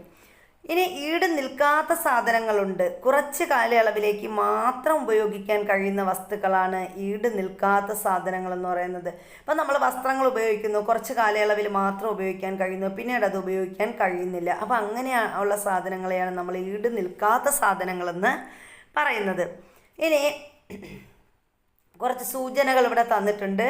സൂര്യപ്രകാശം, വായു, ഭക്ഷണം, വാഹനങ്ങൾ, വസ്ത്രങ്ങൾ, ധാതുക്കൾ, ഫാക്ടറികൾ, ഉപകരണങ്ങൾ, വീട്, ചെരുപ്പ്, മേശ, വീട്, അതുപോലെ പാൽ, പച്ചക്കറി, ഇങ്ങനെ വിവിധ തരം സാധനങ്ങൾ നാം പരിചയപ്പെട്ടുവല്ലോ. ഇവയൊക്കെ വാങ്ങാൻ നാം പലപ്പോഴും കമ്പോളങ്ങളിൽ പോകാറുണ്ട്. കമ്പോളങ്ങളിൽ നിന്നും സാധനങ്ങൾ വാങ്ങുമ്പോൾ ഒരു ഉപഭോക്താവ് എന്ന നിലയിൽ നാം എന്തെല്ലാം കാര്യങ്ങൾ ശ്രദ്ധിക്കണം? അപ്പോൾ കമ്പോളത്തിൽ നിന്ന് നമ്മൾ സാധനങ്ങൾ വാങ്ങാൻ പോകുമ്പോൾ എന്താണ്, ഉൽപ്പന്നങ്ങളുടെ ഗുണമേന്മയുള്ള ഉൽപ്പന്നമാണോ എന്ന് അറിഞ്ഞിരിക്കണം. ഇനി അതിൻ്റെ വില എങ്ങനെയാണെന്ന് നമ്മൾ അറിഞ്ഞിരിക്കണം. വില കൂടുതലാണോ കുറവാണോ ഇത് നമ്മൾ അറിഞ്ഞിരിക്കണം. ഇനി ഇത് എത്ര കാലം നമുക്ക് ഉപയോഗിക്കാം, ഇത് ഉപയോഗിക്കാൻ കഴിയുന്നതാണോ, ഏതുവരെയാണ് ഇതിൻ്റെ ഉപയോഗം, അതൊക്കെ നമ്മൾ അറിഞ്ഞിരിക്കണം. ഉപയോഗിക്കാൻ കഴിയുന്ന പരമാവധി കാലയളവ്, തീയതി, അതൊക്കെ ഇവിടെ പറഞ്ഞിട്ടുണ്ട്. അപ്പോൾ ഇതാണ് നമ്മൾ വസ്തുക്കൾ, സാധനങ്ങൾ വാങ്ങുമ്പോൾ ശ്രദ്ധിക്കേണ്ട കാര്യങ്ങളെന്ന് പറയുന്നത്. ഉൽപ്പന്നങ്ങളുമായി ബന്ധപ്പെട്ട വിഷയങ്ങളായ വില, ഗുണനിലവാരം, വാറണ്ടി, സുരക്ഷാ മാനദണ്ഡങ്ങൾ തുടങ്ങിയവയെക്കുറിച്ച് വ്യക്തമായ ധാരണയില്ലാത്ത ഉപഭോക്താക്കൾ ചിലപ്പോൾ കബളിപ്പിക്കപ്പെടാറുണ്ട്. അപ്പോൾ ചില സാധനങ്ങൾ നമ്മൾ വാങ്ങുമ്പോൾ നമ്മൾ അതിനെക്കുറിച്ച് അറിവില്ലാത്തവരാണെങ്കിൽ നമ്മൾ അവിടെ പറ്റിക്കപ്പെടാറുണ്ട്. ഇത് ഉപഭോക്താക്കളെ ചൂഷണം ചെയ്യുന്നതിൽ കലാശിക്കാം. ഇത്തരം ചൂഷണങ്ങൾ ഒഴിവാക്കണമെങ്കിൽ സാധന സേവനങ്ങളുമായി ബന്ധപ്പെട്ട അടിസ്ഥാനപരമായ പല കാര്യങ്ങളും നാം അറിഞ്ഞിരിക്കേണ്ടതുണ്ട്. അപ്പം നമ്മൾ ചൂഷണം ചെയ്യപ്പെടരുത്, നമ്മൾ പറ്റിക്കപ്പെടാതിരിക്കണമെങ്കിൽ നമ്മൾ ഒരുപാട് കാര്യങ്ങൾ അറിയണം. സാധന സേവനങ്ങൾ വാങ്ങുമ്പോൾ അതിൻ്റെ ബില്ല് ലഭിക്കേണ്ടത് ഉപഭോക്താവിൻ്റെ അവകാശമാണ്. അപ്പോൾ നമ്മളൊരു സാധനം വാങ്ങുമ്പോൾ നമുക്ക് എന്ത് ലഭിക്കണം, നമുക്ക് ബില്ല് ലഭിക്കണം. അത് ആരുടെ അവകാശമാണ്? ഒരു ഉപഭോക്താവിൻ്റെ അവകാശമാണ്. ബില്ലിൽ GST നമ്പർ ഉണ്ടായോ എന്ന് ഉറപ്പ് വരുത്തണം. അപ്പോൾ ഈ ബില്ല് മേടിച്ച് കഴിഞ്ഞാൽ നമ്മൾ ചുമ്മാ പാക്കറ്റിൽ എല്ലാവരും ബില്ല്, നമ്മളിപ്പോൾ ഒരു സാധനം കടയിൽ പോയി നമ്മൾ ഉൾപ്പെടുന്ന എല്ലാവരും അങ്ങനെയാണ്. സാധനങ്ങൾ വാങ്ങിക്കഴിഞ്ഞാൽ നമ്മൾ ആ ബില്ല് വാങ്ങും, പൈസ കൊടുക്കും, അത് വാങ്ങി ബാഗിൽ വെച്ച് പോരും, അങ്ങനെയാണ് ചെയ്യാറുള്ളത്. പക്ഷെ നമ്മളിത് ബില്ലിൽ GST നമ്പർ ഉണ്ടോ എന്ന് ഉറപ്പ് വരുത്തണം. ഒരു ബില്ല് കിട്ടിയാൽ നമ്മൾ ആദ്യം ചെയ്യേണ്ടത് അതിൽ GST നമ്പർ ഉണ്ടോ എന്ന് ഉറപ്പ് വരുത്തണം. ഇല്ലെങ്കിൽ കബളിപ്പിക്കപ്പെട്ടേക്കാം. നമ്മൾ ആ GST നമ്പർ ഇല്ലെങ്കിൽ നമ്മൾ കബളിപ്പിക്കപ്പെടും. ബില്ല് വാങ്ങുന്നതിലൂടെ ഉപഭോക്തൃ അവകാശം സംരക്ഷിക്കുന്നതോടൊപ്പം ഒരു സാമൂഹിക പ്രതിബദ്ധത ഉറപ്പാക്കുകയും കൂടിയാണ് ചെയ്യുന്നത്. അപ്പം നമ്മൾ ഈ ബില്ല് വാങ്ങി ഇതൊക്കെ നോക്കിക്കഴിഞ്ഞാൽ നമ്മൾ എന്ത് ചെയ്യണം? നമ്മൾ നമ്മുടെ ഈ പറയുന്ന ഒരു ബില്ല് വാങ്ങുന്നതിലൂടെ ഉപഭോക്തൃ അവകാശമുണ്ട്, അത് സംരക്ഷിക്കുന്നതോടൊപ്പം ഒരു സാമൂഹിക പ്രതിബദ്ധത ഉറപ്പാക്കുകയും കൂടിയാണ് ചെയ്യുന്നത്. ഇനി നമ്മൾ ഇവിടെ GSTയെക്കുറിച്ച്, ചരക്ക് സേവന നികുതി അല്ലെങ്കിൽ ഗുഡ്സ് ആൻഡ് സർവീസ് ടാക്സ് അഥവാ GSTയെക്കുറിച്ച് പറഞ്ഞിട്ടുണ്ട്, നോക്കാം. ഭരണഘടനയുടെ 101-ാം ഭേദഗതി നടപ്പാക്കുന്നതിൻ്റെ ഭാഗമായി 2017 ജൂലൈ 1 ഇന്ത്യയിൽ GST നിലവിൽ വന്നു. അപ്പോൾ ഇന്ത്യയിൽ GST നിലവിൽ വന്നത് ചോദിച്ചാൽ 2017 ജൂലൈ 1 ഇന്ത്യയിൽ GST നിലവിൽ വരുന്നത്. അപ്പോൾ ഇതിൻ്റെ ഭരണഘടനയുടെ എത്രാം ഭേദഗതി ആണ് ഇത് നിലവിൽ വന്നത്? ഭരണഘടനയുടെ 101-ാം ഭേദഗതി പ്രകാരമാണ് ഇന്ത്യയിൽ GST നിലവിൽ വന്നത്. പലതരത്തിലുള്ള നികുതികൾ ഒന്നാക്കി ഒരു രാജ്യം ഒരു നികുതി എന്ന ആശയത്തിലൂടെ സമ്പദ് വ്യവസ്ഥ സുതാര്യമാക്കുകയാണ് GSTയുടെ ലക്ഷ്യം. അപ്പോൾ GST എന്ന് പറഞ്ഞാൽ എന്താ പറയുന്നത്? ഒരു രാജ്യം ഒരു നികുതി എന്നതാണ് GSTയുടെ മുദ്രാവാക്യം എന്ന് പറയുന്നത്. അപ്പോൾ ഈ ഒരു ആശയത്തിലൂടെ നമ്മുടെ സമ്പദ് വ്യവസ്ഥ സുതാര്യമാക്കുകയാണ് ആര് ചെയ്യുന്നത്? GSTയുടെ ലക്ഷ്യം എന്ന് പറയുന്നത്. GSTയിൽ 5%, 12%, 18%, 28% എന്നിങ്ങനെ പല നിരക്കുകളുണ്ട്.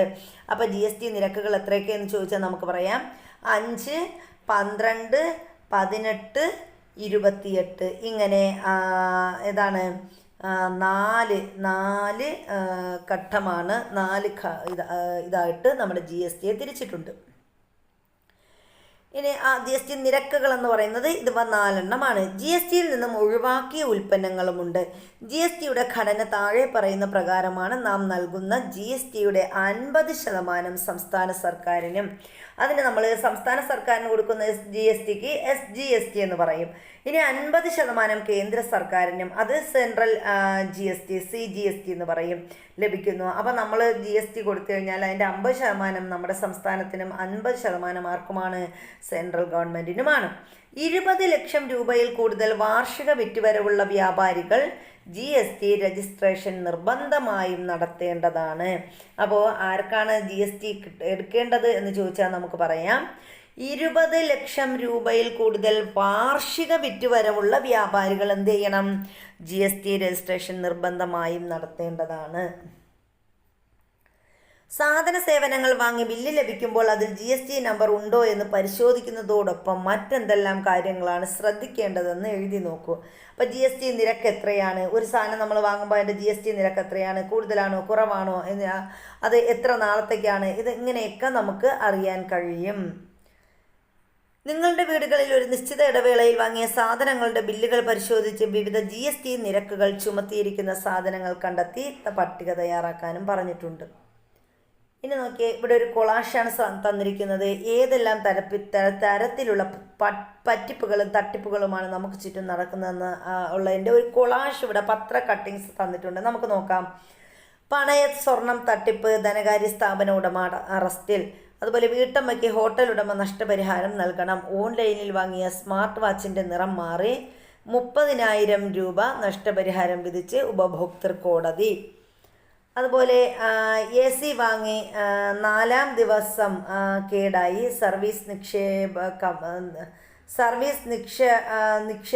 നിഷേധ കമ്പനിയോ എന്തോ അവിടെ ഒരു ഇതായതുകൊണ്ട് നമുക്കറിയത്തില്ല. അപ്പോൾ കമ്പനി എന്താണ് 75,000 രൂപ സർവീസ് നിഷേധിച്ചതിൻ്റെ പേരിൽ കമ്പനി 75,000 രൂപ നഷ്ടപരിഹാരം നൽകണം എന്ന് വന്നു. അപ്പോൾ ഇതെല്ലാം എന്താണ്, തട്ടിപ്പുമായി ബന്ധപ്പെട്ട നമ്മുടെ പത്രവാർത്തകളാണ് ഈ കാണിച്ചിരിക്കുന്നത്. അപ്പോൾ അച്ചടി, ഇലക്ട്രോണിക്സ് മാധ്യമങ്ങളിൽ ഇതുപോലുള്ള വാർത്തകൾ നാം ധാരാളമായി കാണാറുണ്ട്. ഉപഭോക്താവിൻ്റെ അവകാശങ്ങൾ ലംഘിക്കപ്പെടുക, ഉപഭോക്താവ് വഞ്ചിക്കപ്പെടുക എന്നീ സാഹചര്യങ്ങളാണ് ഇത്തരം വാർത്തകളുടെ അടിസ്ഥാനം. ഇത്തരത്തിലുള്ള സംഭവങ്ങൾ ചെറിയ തോതിലാണെങ്കിലും വളരെ മുമ്പ് തന്നെ നമ്മുടെ രാജ്യത്തുണ്ടായിരുന്നു. അവ പരിഹരിക്കുന്നതിനായി പല നീക്കങ്ങളും നടന്നിട്ടുണ്ട്. അതിന് ഉള്ള ഏറ്റവും പ്രധാനപ്പെട്ടതാണ് ഉപഭോക്തൃ സംരക്ഷണ പ്രസ്ഥാനം എന്ന് പറയുന്നത്. അപ്പം നമ്മുടെ ഈ രാജ്യത്തുള്ള ഈ തരത്തിലുള്ള വെട്ടിപ്പും തട്ടിപ്പും അങ്ങനെ അത് പരിഹരിക്കുന്നതിന് വേണ്ടി പല നീക്കങ്ങളും നമ്മുടെ രാജ്യത്ത് നടന്നിട്ടുണ്ട്. അതിലേറ്റവും പ്രധാനപ്പെട്ടത് എന്താണ്, ഉപഭോക്തൃ സംരക്ഷണ പ്രസ്ഥാനമാണ്. അപ്പോൾ ഉപഭോക്തൃ സംരക്ഷണ പ്രസ്ഥാനത്തെക്കുറിച്ചാണ് അടുത്ത് നമ്മൾ പറയുന്നത്. കൺസ്യൂമർ പ്രൊട്ടക്ഷൻ മൂവ്മെൻറ്റ് എന്താണെന്ന് നോക്കാം. 1966 ബോംബെയിൽ കൺസ്യൂമർ ഗൈഡൻസ് സൊസൈറ്റി ഓഫ് ഇന്ത്യയുടെ രൂപീകരണത്തോടു കൂടിയാണ് ഇന്ത്യയിൽ ഉപഭോക്തൃ സംരക്ഷണ പ്രസ്ഥാനം നിലവിൽ വരുന്നത്. അപ്പോൾ ഇങ്ങനെ ഒരു ക്വസ്റ്റ്യൻ പ്രതീക്ഷിക്കാം.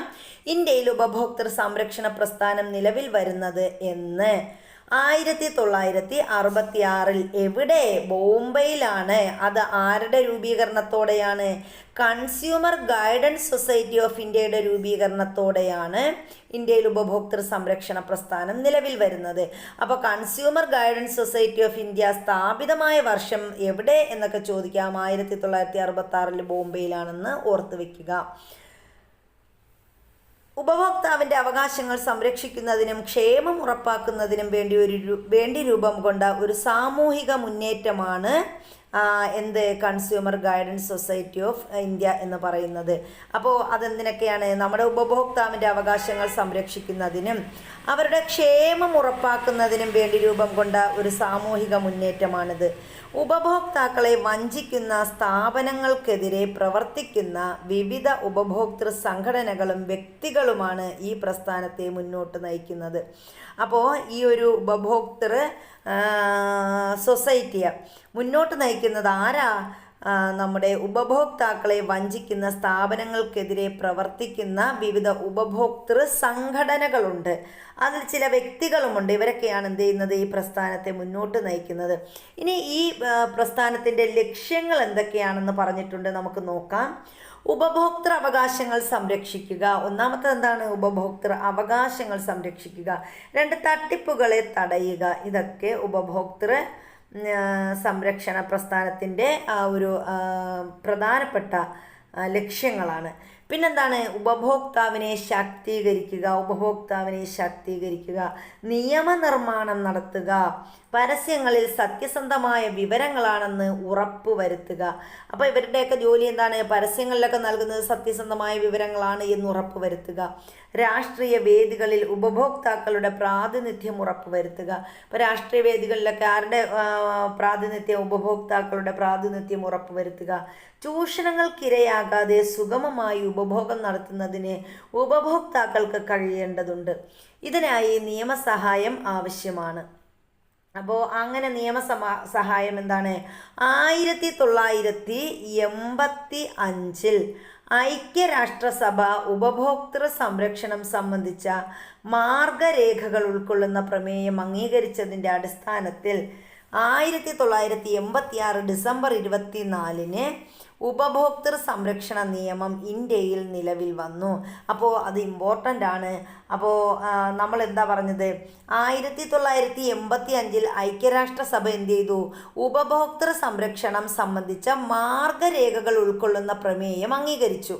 ഇതിൻ്റെ അടിസ്ഥാനത്തിൽ 1986 ഡിസംബർ 24 ഉപഭോക്തൃ സംരക്ഷണ നിയമം ഇന്ത്യയിൽ നിലവിൽ വന്നു. അപ്പോൾ ഇന്ത്യയിൽ ഉപഭോക്തൃ സംരക്ഷണ നിയമം നിലവിൽ വന്ന വർഷം ചോദിച്ചാൽ 1986 ദിവസം ഉപഭോക്തൃ സംരക്ഷണ ദിനമുണ്ട്, അത് ഡിസംബർ 24. ഇന്ത്യയിൽ ഇതിൻ്റെ ഭാഗമായി ഡിസംബർ 24 ദേശീയ ഉപഭോക്തൃ ദിനമായി നമ്മൾ ആചരിച്ചു പോരുന്നു. ഇനി ഉപഭോക്തൃ സംരക്ഷണ നിയമം 1986. അപ്പോൾ നമ്മൾ പറഞ്ഞ ആ ഉപഭോക്തൃ സംരക്ഷണ നിയമം 1986 ഉപഭോക്തൃ സംരക്ഷണ നിയമം എന്താണ് എന്ന് നമുക്ക് നോക്കാം. ഉപഭോക്താവിൻ്റെ അവകാശങ്ങൾ സംരക്ഷിക്കുന്നതിനായി 1986 പാർലമെൻറ്റിലെ ഇരുസഭകളും പാസാക്കിയ നിയമമാണ് ഉപഭോക്തൃ സംരക്ഷണ നിയമം എന്ന് പറയുന്നത്. അപ്പോൾ 1986 എന്ത് ചെയ്തു, ഉപഭോക്താവിൻ്റെ അവകാശങ്ങൾ സംരക്ഷിക്കുന്നതിനായിട്ട് എന്ത് ചെയ്തു, നമ്മുടെ പാർലമെൻറ്റിലെ ഇരുസഭകളും, അതായത് നമ്മുടെ ലോക്സഭയും രാജ്യസഭയും ഒക്കെ എന്ത് ചെയ്തു, പാസ്സാക്കിയ പ്രമേയമാണ് ഏതെന്ന് പറയുന്നത്, ആ നിയമമാണ് 1986 ഉപഭോക്തൃ സംരക്ഷണ നിയമം. ഉപഭോക്താവിൻ്റെ അവകാശങ്ങൾ സ്പഷ്ടമായി നിർവചിക്കുകയും ഉപഭോക്തൃ സംരക്ഷണത്തിനായി ഇന്ത്യയിൽ പ്രത്യേക നീതിന്യായ സംവിധാനങ്ങൾ സ്ഥാപിക്കുകയും ചെയ്തത് 1986 ഉപഭോക്തൃ സംരക്ഷണ നിയമത്തിലൂടെയാണ്. അപ്പോൾ 1986 ഉപഭോക്തൃ സംരക്ഷണ നിയമത്തിലൂടെയാണ് എന്ത് ചെയ്തത്, ഉപഭോക്തൃ സംരക്ഷണത്തിനായി ഇന്ത്യയിൽ പ്രത്യേക നീതിന്യായ സംവിധാനങ്ങൾ എന്ത് ചെയ്തത്, സ്ഥാപിച്ചത്. ഇ കൊമേഴ്സ് പ്ലാറ്റ്ഫോമുകൾ നിലവിൽ വന്ന പുതിയ സാഹചര്യത്തിൽ ഇത്തരം മേഖലകളിലും ഉപഭോക്താവിന് സംരക്ഷണം നൽകുന്ന നിയമം അനിവാര്യമായി വന്നു. അപ്പോൾ നമ്മുടെ ഇ കൊമേഴ്സ് പ്ലാറ്റ്ഫോമുകൾ നിലവിൽ വന്ന പുതിയ സാഹചര്യത്തിൽ എന്ത് ചെയ്തു, ഇത്തരം മേഖലകളിലും ഉപഭോക്താവിന് സംരക്ഷണം നൽകുന്ന നിയമം അനിവാര്യമായി വന്നു. ഈ പശ്ചാത്തലത്തിലാണ് ഉപഭോക്തൃ സംരക്ഷണ നിയമം 2019 നിലവിൽ വന്നത്. അപ്പോൾ ഉപഭോക്തൃ സംരക്ഷണ നിയമം 2019 എന്താ പറയുന്നത്, അത് നമുക്ക് നോക്കാം. ഇ കൊമേഴ്സ് പ്ലാറ്റ്ഫോമുകൾ നിലവിൽ വന്ന സാഹചര്യങ്ങൾ. അപ്പം നമ്മൾ ഓൺലൈനായിട്ടൊക്കെ നമ്മൾ എന്ത് ചെയ്യും, സാധനങ്ങളും സേവനങ്ങളും ഒക്കെ വാങ്ങും. അപ്പോൾ അതിന് ഉപഭോക്താവിന് സംരക്ഷണം നൽകുന്ന നിയമമാണ് 2019 നിലവിൽ വന്ന ഉപഭോക്തൃ സംരക്ഷണ നിയമം. അപ്പോൾ ഉപഭോക്തൃ സംരക്ഷണ നിയമം 2019 എന്താ പറയുന്നത്, 1986 ഉപഭോക്തൃ സംരക്ഷണ നിയമത്തിന് പകരം 2020 ജൂലൈ 20 ഈ നിയമം നിലവിൽ വന്നു. അപ്പോൾ 1986 ഉപഭോക്തൃ സംരക്ഷണ നിയമത്തിന് പകരം നിലവിൽ വന്നതാണ് 2020 ജൂലൈ 20 നിലവിൽ വന്ന ഈ നിയമം. ഈ നിയമം ഉപഭോക്താക്കളെ ശാക്തീകരിക്കുന്നതിനും അവരുടെ അവകാശങ്ങൾ സംരക്ഷിക്കുന്നതിനുമാണ് ലക്ഷ്യമിടുന്നത്. അപ്പോൾ ഉപഭോക്താക്കളുടെ ആവശ്യങ്ങൾ എന്ത് ചെയ്യുന്നത്, അവകാശങ്ങൾ സംരക്ഷിക്കുക, അവരുടെ ഉപഭോക്താക്കളെ ശാക്തീകരിക്കുക, ഇതിനെയൊക്കെ ലക്ഷ്യമിട്ട് വന്നതാണ് 2020 ജൂലൈ 20 വന്ന ഉപഭോക്തൃ സംരക്ഷണ നിയമം എന്ന് പറയുന്നത്. ഇനി ഈ 2020 നിലവിൽ വന്ന ഈ ഒരു ഉപഭോക്തൃ സംരക്ഷണ നിയമത്തിൻ്റെ സവിശേഷതകളാണ് നമ്മൾ പറയുന്നത്. അതിൽ ഒന്നാമത്തേത് എന്താണ്, ഉപഭോക്താക്കളുടെ അവകാശങ്ങൾ സംരക്ഷിക്കുന്നതിനും നടപ്പിലാക്കുന്നതിനുമായി സെൻട്രൽ കൺസ്യൂമർ പ്രൊട്ടക്ഷൻ അതോറിറ്റി സ്ഥാപിച്ചു. അതായത് CCPA, central consumer protection authority, അതാണ് നമ്മുടെ CCPA എന്ന് പറയുന്നത്. ഇത് സ്ഥാപിച്ചത് 2019 ഉപഭോക്തൃ സംരക്ഷണ നിയമത്തിലൂടെയാണ്. അത് നിലവിൽ വന്നതാണ് 2020. ഇ കൊമേഴ്സ് പ്ലാറ്റ്ഫോമുകൾ നടത്തുന്ന അന്യായമായ വ്യാപാരം തടയുന്നതിനുള്ള നിയമങ്ങൾ കൊണ്ടുവന്നു. അപ്പോൾ ഇ കൊമേഴ്സ് പ്ലാറ്റ്ഫോമുകൾ നടത്തുന്ന അന്യായമായ വ്യാപാരം തടയുന്നതിനുള്ള നിയമങ്ങൾ കൊണ്ടുവന്നു. ഉപഭോക്തൃ തർക്ക പരിഹാര പ്രക്രിയ ലളിതമാക്കുന്നു. അപ്പോൾ ഉപഭോക്തൃ തർക്ക പരിഹാര പ്രക്രിയ ലളിതമാക്കുന്നതും ഇതിലൂടെയാണ്. മായം കലർന്ന വ്യാജ വസ്തുക്കളുടെ നിർമ്മാണമോ വിൽപ്പനയോ നടത്തുന്നവരെ ശിക്ഷിക്കാൻ ഈ നിയമം വ്യവസ്ഥ ചെയ്യുന്നു. അപ്പോൾ ഈ നിയമത്തിലൂടെ എന്താണ്? മായം കലർന്ന വ്യാജ വസ്തുക്കളുടെ നിർമ്മാണമോ വിൽപ്പനയോ നടത്തുന്നവരെ ശിക്ഷിക്കാൻ ഈ നിയമം വ്യവസ്ഥ ചെയ്യുന്നു. തെറ്റിദ്ധരിപ്പിക്കുന്ന പരസ്യങ്ങൾ പ്രചരിപ്പിക്കുന്നത് തടയുന്നു. അപ്പോൾ ഇതിൻ്റെ മറ്റൊരു ഇതാണ്, തെറ്റിദ്ധരിപ്പിക്കുന്ന പരസ്യങ്ങൾ പ്രചരിപ്പിക്കുന്നത് തടയുന്നു. ഉപഭോക്തൃ വിദ്യാഭ്യാസം ലഭിക്കാനുള്ള അവകാശം ഉറപ്പുവരുത്തുന്നു. അപ്പോൾ ഉപഭോക്തൃ വിദ്യാഭ്യാസം ലഭിക്കാനുള്ള അവകാശം ഉറപ്പുവരുത്തുന്നു. ഇതൊക്കെ ഏതാണ്? ഈ 2019 ഉപഭോക്തൃ സംരക്ഷണ നിയമത്തിൻ്റെ ഫലങ്ങളാണ്. 1986 ഉപഭോക്തൃ സംരക്ഷണ നിയമത്തിന് പുറമെ നിശ്ചിത വിഷയങ്ങളിൽ ഉപഭോക്താവിൻ്റെ അവകാശങ്ങൾ സംരക്ഷിക്കുന്നതിനായി ചില നിയമങ്ങൾ കൂടി നിലവിലുണ്ട്. ഉദാഹരണമായി ഭക്ഷ്യോൽപ്പന്നങ്ങളുടെ ഗുണനിലവാരം ഉറപ്പാക്കുന്നതിനായി നിലവിൽ വന്നതാണ് ഭക്ഷ്യസുരക്ഷാ സ്റ്റാൻഡേർഡ് ആക്ട് 2006. അപ്പോൾ 2006 ഭക്ഷ്യസുരക്ഷാ സ്റ്റാൻഡേർഡ് ആക്ട് എന്തിനാണ് നിലവിൽ വന്നത്? ഭക്ഷ്യോൽപ്പന്നങ്ങളുടെ ഗുണനിലവാരം ഉറപ്പാക്കുന്നതിനായിട്ട് നിലവിൽ വന്നതാണ് 2006 ഭക്ഷ്യസുരക്ഷാ സ്റ്റാൻഡേർഡ് ആക്ട്. ഉപഭോക്താവിൻ്റെ അവകാശങ്ങൾ സംരക്ഷിക്കപ്പെടുന്നതിനായി നിലവിലുള്ള നിയമങ്ങളെപ്പറ്റി നാം മനസ്സിലാക്കിയല്ലോ. ഈ നിയമങ്ങൾ ഉറപ്പു നൽകുന്ന ഉപഭോക്താവിൻ്റെ അവകാശങ്ങൾ എന്തൊക്കെയാണെന്നാണ് അടുത്ത് നമ്മൾ പറയുന്നത്. അപ്പോൾ ഉപഭോക്താക്കളുടെ ഉപഭോക്താവിൻ്റെ അവകാശങ്ങളെക്കുറിച്ചാണ് നമ്മൾ പഠിക്കുന്നത്. ഒന്നാമത്തേത് സുരക്ഷിതത്വത്തിനുള്ള അവകാശം. ജീവനും സ്വത്തിനും അപകടകരമായ സാധന സേവനങ്ങളുടെ വിപണനത്തിൽ നിന്നും രക്ഷ നേടാനുള്ള അവകാശമാണ് സുരക്ഷിതത്വത്തിനുള്ള അവകാശം എന്ന് പറയുന്നത്. ഇനി രണ്ടാമത്തേത് എന്താണ്? തിരഞ്ഞെടുക്കാനുള്ള അവകാശം. മത്സരാധിഷ്ഠിത വിലയിൽ സാധന സേവനങ്ങൾ തിരഞ്ഞെടുക്കാനുള്ള അവകാശമാണ് രണ്ടാമത്തെ ഉപഭോക്തൃ അവകാശം എന്ന് പറയുന്നത്. മൂന്നാമത്തേത് അറിയാനുള്ള അവകാശം. അപ്പോൾ എന്താണ് അറിയാനുള്ള അവകാശത്തിൽ വരുന്നത്? അന്യായമായ വ്യാപാര സമ്പ്രദായങ്ങളിൽ നിന്നും ഉപഭോക്താവിനെ സംരക്ഷിക്കുന്നതിനായി സാധനങ്ങളുടെ ഗുണമേന്മ, അളവ്, പരിശുദ്ധി, വില നിലവാരം എന്നിവ അറിയാനുള്ള അവകാശമാണ് അറിയാനുള്ള അവകാശത്തിൽ വരുന്നത്. അടുത്ത് നമ്മൾ പറയുന്നത് പരിഹാരം തേടാനുള്ള അവകാശം. അന്യായമായ വ്യാപാര സമ്പ്രദായങ്ങൾക്കും ഉപഭോക്തൃ ചൂഷണങ്ങൾക്കുമെതിരെ പരിഹാരം തേടാനുള്ള അവകാശമാണ് ഇതിൽ ഉൾപ്പെടുന്നത്. ഉപഭോക്തൃ വിദ്യാഭ്യാസത്തിനുള്ള അവകാശമാണ് അടുത്തത്. വിവരമുള്ള ഒരു ഉപഭോക്താവാകാനുള്ള അറിവും വൈദഗ്ധ്യവും നേടാനുള്ള അവകാശമാണ് ഉപഭോക്തൃ വിദ്യാഭ്യാസത്തിനുള്ള അവകാശം എന്ന് പറയുന്നത്. അപ്പോൾ ഉപഭോക്താക്കളുടെ അവകാശങ്ങൾ ഉൾക്കൊള്ളുന്ന പോസ്റ്ററുകൾ തയ്യാറാക്കാനൊക്കെ കുട്ടികൾക്കുള്ള വർക്കായിട്ട് ഇവിടെ പറഞ്ഞിട്ടുണ്ട്. ഇനി നമ്മൾ പറയുന്നത് ഇമ്പോർട്ടൻ്റ് ആണ്, ഉപഭോക്തൃ കോടതികളെ കുറിച്ചാണ് കേട്ടോ. ഉപഭോക്തൃ കോടതികളുടെ ചരിത്രം ആരംഭിക്കുന്നത് 1986 ഇന്ത്യയിൽ ഉപഭോക്തൃ സംരക്ഷണ നിയമം നിലവിൽ വന്നതോടുകൂടിയാണ്. അപ്പോൾ കൺസ്യൂമർ പ്രൊട്ടക്ഷൻ ആക്ട് ഇന്ത്യയിൽ നിലവിൽ വന്നത് എന്നാണ്? 1986 ഈ കൺസ്യൂമർ പ്രൊട്ടക്ഷൻ ആക്ട് അഥവാ ഉപഭോക്തൃ സംരക്ഷണ നിയമം നിലവിൽ വരുന്നത്. ഇതോടെ ഉപഭോക്തൃ കോടതികൾ സ്ഥാപിക്കപ്പെടുകയും പരാതികൾ വേഗത്തിൽ പരിഹരിക്കുന്നതിനായുള്ള ട്രിബ്യൂണലുകൾ രൂപവൽക്കരിക്കുകയും ചെയ്തു. അപ്പോൾ 1986 ഉപഭോക്തൃ സംരക്ഷണ നിയമം വരുന്നു. അതിനുശേഷം ഉപഭോക്തൃ സംരക്ഷണ കോടതികൾ വരുന്നു. അപ്പോൾ അത് ഉപഭോക്താക്കളുടെ പരാതികൾ വേഗത്തിൽ പരിഹരിക്കുന്നതിനായുള്ള ട്രിബ്യൂണലുകൾ രൂപവൽക്കരിക്കുന്നു. ഇതൊക്കെയാണ് ഉപഭോക്തൃ കോടതികളെന്ന് പറയുന്നത്. ഇനി നമ്മൾ പറയുന്നത് ഉപഭോക്തൃ കോടതികളെ പ്രധാനമായും 3 തലത്തിൽ വിന്യസിച്ചിട്ടുണ്ട്. അവ ഏതൊക്കെയാണെന്ന് നോക്കാം. ഉപഭോക്തൃ തർക്ക പരിഹാര സംവിധാനത്തിൻ്റെ ഘടന, അതായത് 3 കോടതികളായിട്ട് ഇത് തിരിച്ചിട്ടുണ്ട്. അതിലൊന്നാമത്തേതാണ് സുപ്രീം കോടതി എന്ന് പറയുന്നത്. സുപ്രീം കോടതി. ദേശീയ ഉപഭോക്തൃ തർക്ക പരിഹാര കമ്മീഷൻ, അതായത് 10 കോടി രൂപയ്ക്ക് മുകളിൽ നഷ്ടപരിഹാരം വരുന്ന കേസുകളാണ് സുപ്രീം കോടതി പരിഹരിക്കുന്നത്. നമ്മുടെ നാഷണൽ ലെവലിലുള്ള തർക്ക പരിഹാര കമ്മീഷനാണ് സുപ്രീം കോടതി എന്ന് പറയുന്നത്.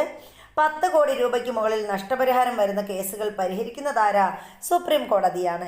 ഇനി സംസ്ഥാന ഉപഭോക്തൃ തർക്ക പരിഹാര കമ്മീഷൻ, തൊട്ട് താഴെ വരുന്നത് സംസ്ഥാനമാണ്. സംസ്ഥാന ഉപഭോക്തൃ തർക്ക പരിഹാര കമ്മീഷനാണ് രണ്ടാമത്തേത്.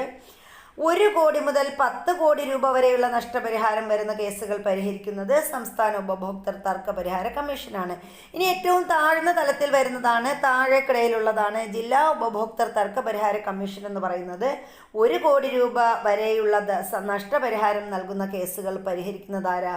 ജില്ലാ ഉപഭോക്തൃ തർക്ക പരിഹാര കമ്മീഷനാണ്. അപ്പോൾ ഇങ്ങനെ 3 തലത്തിലാണ് ഉപഭോക്തൃ തർക്ക പരിഹാര കോടതികൾ ഉള്ളത്. ഉപഭോക്തൃ തർക്കങ്ങളിൽ ഇടപെട്ട് നഷ്ടപരിഹാരം ഉൾപ്പെടെ ഉപഭോക്താവിന് നീതി ലഭിക്കുന്നതിന് ഉപഭോക്തൃ കോടതികൾ നിർണായക പങ്ക് വഹിക്കുന്നു. ഇന്ത്യയിൽ ആകമാനം 600-ലധികം ജില്ലാ ഫോറങ്ങളും 35 സംസ്ഥാന കമ്മീഷനുകളും നിലവിലുണ്ട്. അപ്പോൾ ഇന്ത്യയിൽ മൊത്തത്തിൽ എത്രയാണ്? 600-ലധികം ജില്ലാ ഫോറങ്ങളുണ്ട്, അതുപോലെ 35 സംസ്ഥാന കമ്മീഷനുകളുമാണ് ഇന്ത്യയിൽ മൊത്തത്തിലുള്ളത്. ഇതിനെല്ലാം മുകളിലായി national consumer disputes redressal commission എന്ന അപ്പെക്സ് ബോഡിയും ഉണ്ട്. അപ്പോൾ ഇതിൻ്റെ ഏറ്റവും മുകളിലായിട്ടുള്ള കമ്മീഷനാണ് NCDRC അഥവാ national consumer disputes redressal commission എന്ന് പറയുന്ന NCDRC. ഉപഭോക്തൃ സംരക്ഷണ നിയമപ്രകാരം ഉപഭോക്തൃ കോടതികൾക്ക് പുറമെ ത്രിതല ഉപദേശക സമിതികളും നിലവിലുണ്ട്. അപ്പോൾ ഉപഭോക്തൃ സംരക്ഷണ നിയമപ്രകാരം ഉപഭോക്തൃ കോടതികളുണ്ട്, അതിന് പുറമെ എന്തുകൂടിയുണ്ട്? ത്രിതല ഉപദേശക സമിതികളും നിലവിലുണ്ട്. അത് ഏതൊക്കെയാണെന്നാണ് അടുത്ത് നമ്മൾ പറയുന്നത്. അതിൽ ഒന്നാമത്തേതാണ് ജില്ലാ ഉപഭോക്തൃ സംരക്ഷണ കൗൺസിൽ. ഒന്നാമത്തേത് ഏതാണ്? ജില്ലാ ഉപഭോക്തൃ സംരക്ഷണ കൗൺസിൽ. രണ്ടാമത്തേത് സംസ്ഥാന ഉപഭോക്തൃ സംരക്ഷണ കൗൺസിൽ. മൂന്നാമത്തേത് ദേശീയ ഉപഭോക്തൃ സംരക്ഷണ കൗൺസിൽ. ഇങ്ങനെ ഉപഭോക്തൃ സംരക്ഷണ കോടതികൾക്ക് പുറമെ ഇതേപോലുള്ള ഉപഭോക്തൃ ത്രിതല ഉപദേശക സമിതികളും ഉണ്ട്. അതത് സർക്കാരുകൾക്ക് ഉപഭോക്താവിൻ്റെ അവകാശങ്ങളുമായി ബന്ധപ്പെട്ട കാര്യങ്ങളിൽ ഉപദേശം നൽകുക എന്നതാണ് ഈ സമിതികളുടെ ധർമ്മം. അപ്പോൾ ഈ സമിതികൾ എന്ത് ചെയ്യുന്നു? സർക്കാരുകൾക്ക് ഉപഭോക്താവിൻ്റെ അവകാശങ്ങളുമായി ബന്ധപ്പെട്ട കാര്യങ്ങളിൽ ഉപദേശം നൽകുന്നത് ഇവരാണ്. വിവിധ തരം കബളിപ്പിക്കലുകളും അവ പരിഹരിക്കാനായി സമീപിക്കാവുന്ന സ്ഥാപനങ്ങളും അതിനുള്ള മാർഗങ്ങളുമാണ് അടുത്ത് നമ്മൾ പറയുന്നത്. അതിലൊന്നാമത്തേതാണ് വിദ്യാഭ്യാസ സ്ഥാപനങ്ങളുമായി ബന്ധപ്പെട്ട തട്ടിപ്പുകൾ. അപ്പോൾ ഈ വിദ്യാഭ്യാസ സ്ഥാപനങ്ങൾ അപ്പോൾ നമ്മൾ പറഞ്ഞു എന്താണ്? വിവിധ തരം കബളിപ്പിക്കലുകളും അവ പരിഹരിക്കാനായി സമീപിക്കാവുന്ന സ്ഥാപനങ്ങളും അതിനുള്ള മാർഗങ്ങളുമാണ്. അതിലൊന്നാമത്തേതാണ് വിദ്യാഭ്യാസ സ്ഥാപനങ്ങളുമായി ബന്ധപ്പെട്ട തട്ടിപ്പുകൾ. അപ്പോൾ വിദ്യാഭ്യാസ സ്ഥാപനങ്ങളുമായി ബന്ധപ്പെട്ട തട്ടിപ്പുകൾ ഉണ്ടെങ്കിൽ അത് നമുക്ക് UGC, AICTE, സ്റ്റേറ്റ് ബോർഡ് എന്നിവയുമായി ബന്ധപ്പെടുക. അപ്പോൾ വിദ്യാഭ്യാസ സ്ഥാപനങ്ങളുമായി തട്ടിപ്പുകൾ പരിഹരിക്കുന്ന കേന്ദ്രങ്ങൾ ഏതൊക്കെയാണ്? UGC, AICTE, സ്റ്റേറ്റ് ബോർഡ് എന്നിവയുമായി ബന്ധപ്പെടുക. ഇനി രണ്ടാമത്തേത് ഉപഭോക്തൃ ഫോറത്തെ സമീപിക്കുക. ഇതല്ലെങ്കിൽ ഉപഭോക്തൃ ഫോറമുണ്ട്, അത് സമീപിക്കുക. മൂന്നാമത്തത് പോലീസിൽ പരാതി നൽകുക. നാലാമത്തത് വിദ്യാഭ്യാസ മന്ത്രാലയവുമായി ബന്ധപ്പെടുക. ഇതാണ് വിദ്യാഭ്യാസ സ്ഥാപനങ്ങളുമായി ബന്ധപ്പെട്ട തട്ടിപ്പുകളിൽ ഉൾപ്പെടുന്നത്. ഇനി ആരോഗ്യരംഗത്തെ കബളിപ്പിക്കലുകൾ അല്ലെങ്കിൽ തട്ടിപ്പുകളുണ്ട്. അതിനെന്ത് ചെയ്യേണ്ടത്? സ്റ്റേറ്റ് അല്ലെങ്കിൽ നാഷണൽ മെഡിക്കൽ കൗൺസിലിലെ ഗ്രീവൻസ് പോർട്ടൽ വഴി പരാതി നൽകുക. അപ്പോൾ സ്റ്റേറ്റ് അല്ലെങ്കിൽ നാഷണൽ മെഡിക്കൽ കൗൺസിലിലെ ഗ്രീവൻസ് പോർട്ടൽ വഴി പരാതി നൽകുക. രണ്ടാമത്തേത് എന്താണ്? ആരോഗ്യ വിഭാഗം ഡയറക്ടർക്ക് റിപ്പോർട്ട് സഹിതം പരാതിപ്പെടുക. അതുപോലെ മൂന്നാമത്തേത് ഗുരുതരമായ ആരോഗ്യ തട്ടിപ്പുകൾക്ക് ഹൈക്കോടതിയിലും സുപ്രീം കോടതിയിലും പബ്ലിക് ഇൻട്രസ്റ്റ് ലിറ്റിഗേഷൻ ഫയൽ ചെയ്യാം. അപ്പോൾ PIL എന്ന് പറയുന്ന ഒരു ഫയലുണ്ട്, അത് ഫയൽ ചെയ്യാം. അതായത് ഗുരുതരമായ ആരോഗ്യ തട്ടിപ്പുകളാണെങ്കിൽ അത് നമുക്ക് ഹൈക്കോടതിയിൽ പോകാം, അല്ലെങ്കിൽ സുപ്രീം കോടതിയിൽ പോകാം, അല്ലെങ്കിൽ പബ്ലിക് ഇൻട്രസ്റ്റ് ലിറ്റിഗേഷൻ ഫയൽ ചെയ്യാം എന്നാണ് പറയുന്നത്. ഇനി ആരോഗ്യ സേതു ആപ്പ് വഴി പരാതി നൽകാം. അപ്പോൾ ആരോഗ്യ സേതു ആപ്പുണ്ട്, അതുവഴി നമുക്ക് എന്ത് ചെയ്യാം? ആരോഗ്യ രംഗത്തെ തട്ടിപ്പിന് പരാതി നൽകാം. അടുത്ത് നമ്മൾ പറയുന്നത് വിദേശത്ത് ജോലി വാഗ്ദാനം ചെയ്ത് നടത്തുന്ന പറ്റിക്കലിനെ കുറിച്ചാണ്. അപ്പോൾ അതെന്താണെന്ന് നോക്കാം. അതിലൊന്നാമത്തേതാണ് പ്രൊട്ടക്ടറേറ്റ് ഓഫ് എമിഗ്രൻസ് വഴി പരാതിപ്പെടാം. POE പ്രൊട്ടക്ടറേറ്റ് ഓഫ് എമിഗ്രൻസ് വഴി പരാതിപ്പെടാം. IPC സെക്ഷൻ 420 പ്രകാരം കേസ് ഫയൽ ചെയ്യാം. ഇനി IPC സെക്ഷൻ 420 പ്രകാരം നമുക്ക് കേസ് ഫയൽ ചെയ്യാൻ കഴിയും. അതുപോലെ എന്താണ്? വിദേശത്തെത്തിയ ശേഷമാണ് പറ്റിക്കപ്പെട്ടതെങ്കിൽ ഇന്ത്യൻ എംബസി ഹൈക്കമ്മീഷനിൽ പരാതി നൽകാം. അപ്പോൾ എംബസി വിവരം അറിയിക്കാം, അല്ലെങ്കിൽ ഹൈക്കമ്മീഷനിൽ പരാതി നൽകാം. ഇനി പ്രവാസി ഭാരതീയ സഹായത കേന്ദ്രവുമായി ബന്ധപ്പെടാം. അതിൻ്റെ ടോൾ ഫ്രീ നമ്പർ ഇവിടെ തന്നിട്ടുണ്ട്. 1800 11 30 90 എന്ന് പറയുന്ന ടോൾ ഫ്രീ നമ്പറിൽ ബന്ധപ്പെടാം. അതൊക്കെയാണ് എന്തുമായി ബന്ധപ്പെട്ട വിദേശത്ത് ജോലി വാഗ്ദാനം ചെയ്ത് നടത്തുന്ന പറ്റിക്കലുകൾ എന്ന് പറയുന്നത്. ഇനി ഓൺലൈൻ തട്ടിപ്പുകളുണ്ട്. സൈബർ ക്രൈം സെല്ലിൽ പരാതിപ്പെടാൻ കഴിയും. സൈബർ ക്രൈം സെല്ലുമായിട്ട് പരാതിപ്പെടാൻ പറ്റും ഓൺലൈൻ തട്ടിപ്പുകൾ. അതുപോലെ CERT ഇൻ എന്ന പോർട്ടലിൽ റിപ്പോർട്ട് ചെയ്യുക. ഇന്ത്യൻ കമ്പ്യൂട്ടർ എമർജൻസി റെസ്പോൺസ് ടീമിനെയാണ് നമ്മൾ അതുവഴി അറിയിക്കുന്നത്. ഇനി ദേശീയ ഉപഭോക്തൃ ഹെൽപ്പ് ലൈൻ വഴിയോ അതുപോലെ info@cert.in.org.in എന്ന അഡ്രസ്സിലോ പരാതി സമർപ്പിക്കാം. ഇതൊക്കെയാണ് ഓൺലൈൻ തട്ടിപ്പുകളിൽ വരുന്ന പരാതികൾക്ക് കൊടുക്കേണ്ടത്. ബാങ്കിങ് രംഗത്തെ കബളിപ്പിക്കലുകളുണ്ട്. അതിന് നമ്മൾ bank grievance redressal മെക്കാനിസത്തെ branch manager അല്ലെങ്കിൽ സമീപിക്കുക. ഇനി 30 ദിവസത്തിനുള്ളിൽ ബാങ്ക് മറുപടി തരാത്ത പക്ഷം RBI ഓംബുഡ്സ്മാനെ സമീപിക്കാം. അതുപോലെ banking ombudsman toll free number എത്രയാണെന്ന് ചോദിച്ചാൽ അത് 144448 1444 എന്നതാണ് ബാങ്കിങ് ഓംബുഡ്സ്മാൻ്റെ ടോൾ ഫ്രീ നമ്പർ എന്ന് പറയുന്നത്. അതുമായി ബന്ധപ്പെടാം. cgmbank@rbi.org.in എന്ന വെബ്സൈറ്റിൽ നമുക്ക് പരാതി പറയാം. ഇനി പരാതികൾ എങ്ങനെ സമർപ്പിക്കാമെന്ന് ചോദിച്ചിട്ടുണ്ട്. ഒരു ഉപഭോക്താവ് കബളിപ്പിക്കപ്പെട്ടാൽ ബന്ധപ്പെട്ട ഓഫീസിലോ ഉപഭോക്തൃ കോടതികളിലോ പരാതി നൽകാം. പരാതിയുള്ള ഏതൊരാൾക്കും വെള്ള പേപ്പറിൽ പരാതി വിശദമായി എഴുതി ഉപഭോക്തൃ തർക്കപരിഹാര കോടതിയിൽ നേരിട്ട് സമർപ്പിക്കാവുന്നതാണ്. പരാതിയോടൊപ്പം തെളിവായി ആവശ്യമായ രേഖകളും ചേർക്കേണ്ടതാണ്. ഇവിടെയാണ് സാധന സാമഗ്രികൾ വാങ്ങുമ്പോൾ ബില്ല് ചോദിച്ച് വാങ്ങേണ്ടതിൻ്റെ പ്രസക്തി വ്യക്തമാക്കുന്നത്. അപ്പോൾ നമ്മൾ സാധന സാമഗ്രികൾ വാങ്ങുമ്പോൾ ബില്ല് വാങ്ങണമെന്ന് പറയുന്നത് എന്തുകൊണ്ടാണ്? നമ്മൾ വാങ്ങുന്ന ബില്ല് ഉപയോഗിച്ച് വേണം നമ്മൾ എന്ത് ചെയ്യാൻ, പരാതി സൂചിപ്പിക്കാനായിട്ട്. പരാതി കൊടുക്കുമ്പോൾ ഈ ബില്ല് ഉൾപ്പെടെ നമ്മൾ കൊടുക്കണം. ഇനി ചിഹ്നം, അതുപോലെ പേര്, ചില ഗുണമേന്മ ചിഹ്നങ്ങളാണ് നമ്മൾ വാങ്ങുന്ന സാധനങ്ങൾക്കുള്ള ഗുണമേന്മ ചിഹ്നങ്ങൾ ഇവിടെ തന്നിട്ടുണ്ട്. അതിൽ ചിഹ്നം, പേര്, ബന്ധപ്പെട്ട മേഖല. അപ്പോൾ ഈ കാണിച്ചിരിക്കുന്ന ഈ ചിഹ്നം ഇതാണ് ISI മാർക്ക് എന്ന് പറയുന്നത്. അതിൻ്റെ പേരാണ് ISI മാർക്ക്. അത് ബന്ധപ്പെട്ട മേഖല എന്താണ്? Bureau of Indian standard, BIS. നമ്മൾ സ്വർണ്ണമൊക്കെ വാങ്ങുമ്പോൾ BIS മുദ്ര നോക്കുമല്ലോ, ISI mark. Bureau of Indian standard എന്നതാണ് BISൻ്റെ ഫുൾ ഫോം എന്ന് പറയുന്നത്. ഉൽപ്പന്നങ്ങളുടെ നിശ്ചിത ഗുണനിലവാരം ഉറപ്പാക്കുന്നതിന് ISI മുദ്ര നൽകുന്നു. വൈദ്യുത ഉപകരണങ്ങൾ, cement, paper, paint, gas cylinder തുടങ്ങിയ വ്യാവസായിക ഉൽപ്പന്നങ്ങളിൽ ഈ ചിഹ്നം കാണാം. അപ്പോൾ ഏതിനൊക്കെയാണ് നമ്മൾ ISI കൊടുക്കുന്നതെന്ന് ചോദിച്ചാൽ നമ്മുടെ സിമൻറ്റ്, വൈദ്യുത ഉപകരണങ്ങൾ, അതുപോലെ പേപ്പർ, പെയിൻറ്റ്, ഗ്യാസ് സിലിണ്ടർ എന്നിവയ്ക്കൊക്കെ നമ്മൾ വ്യാവസായിക ചിഹ്നം, ഈ വ്യാവസായിക വസ്തുക്കൾക്കൊക്കെ നമ്മൾ ഈ ചിഹ്നം നൽകാം. ഇനി വരുന്നതാണ് അഗ്മാർക്ക്. ഈ മഞ്ഞ കോളത്തിൽ ഈ കാണിക്കുന്നതാണ് അഗ്മാർക്ക് എന്ന് പറയുന്നത്. കാർഷിക വന ഉൽപ്പന്നങ്ങളുടെ ഗുണമേന്മ ഉറപ്പാക്കുന്നതിന് ഈ ചിഹ്നം ഉപയോഗിക്കുന്നു. അപ്പോൾ കാർഷിക വന ഉൽപ്പന്നങ്ങളുടെ ഗുണമേന്മ ഉറപ്പാക്കുന്ന ചിഹ്നമാണ് അഗ്മാർക്ക് എന്ന് പറയുന്നത്. ഇനി അടുത്തത് ഉള്ളതാണ് എന്താണ് FSSAI എന്ന് പറയുന്നത്. ഇതാണ് അതിൻ്റെ ചിഹ്നം എന്ന് പറയുന്നത്. FSSAI ഭക്ഷ്യസുരക്ഷ ഉറപ്പാക്കുന്ന ചിഹ്നമാണ് FSSAI എന്ന് പറയുന്നത്.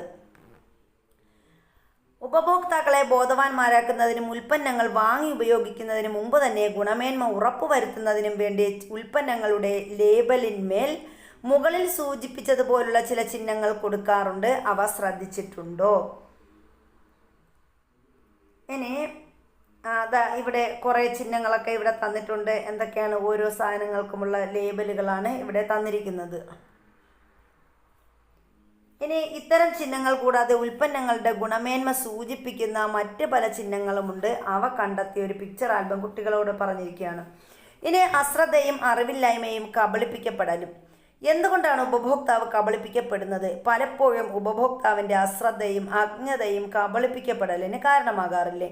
താഴെ കൊടുത്തിരിക്കുന്ന ചോദ്യാവലിയിൽ നിങ്ങളുടെ കുടുംബത്തിന് ബാധകമായവ രക്ഷിതാക്കളുടെ സഹായത്തോടു കൂടി മാർക്ക് ചെയ്ത് സ്വയം വിലയിരുത്താൻ പറഞ്ഞിട്ടുണ്ട്.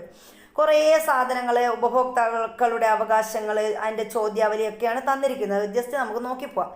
സാധന സേവനങ്ങൾ വാങ്ങുമ്പോൾ അളവ് തൂക്കം ശരിയാണോ എന്ന് പരിശോധിക്കാറുണ്ടോ? അപ്പോൾ നമ്മൾ സാധന സേവനങ്ങൾ വാങ്ങുമ്പോൾ അളവ് തൂക്കം ആണോ എന്ന് പരിശോധിക്കാറുണ്ടോ? ചിലർ എല്ലായ്പ്പോഴും പരിശോധിക്കാറുണ്ട്, ചിലർ വല്ലപ്പോഴും പരിശോധിക്കാറുണ്ട്, ഒരിക്കലുമില്ല. അപ്പോൾ ഏതാണെന്ന് വെച്ചാൽ അത് ടിക്ക് ചെയ്യാൻ പറഞ്ഞിട്ടുണ്ട്. വാങ്ങുന്ന ഉൽപ്പന്നത്തിൻ്റെ പരമാവധി കാലയളവ് നിരീക്ഷിച്ചിട്ടുണ്ടോ? അപ്പോൾ നമ്മളൊരു സാധനം വാങ്ങിയാൽ അതിൻ്റെ പരമാവധി ഏത് സമയം വരെ ഉപയോഗിക്കാമെന്ന് നിരീക്ഷിച്ചിട്ടുണ്ടോ എന്ന് ചോദിച്ചിട്ടുണ്ട്.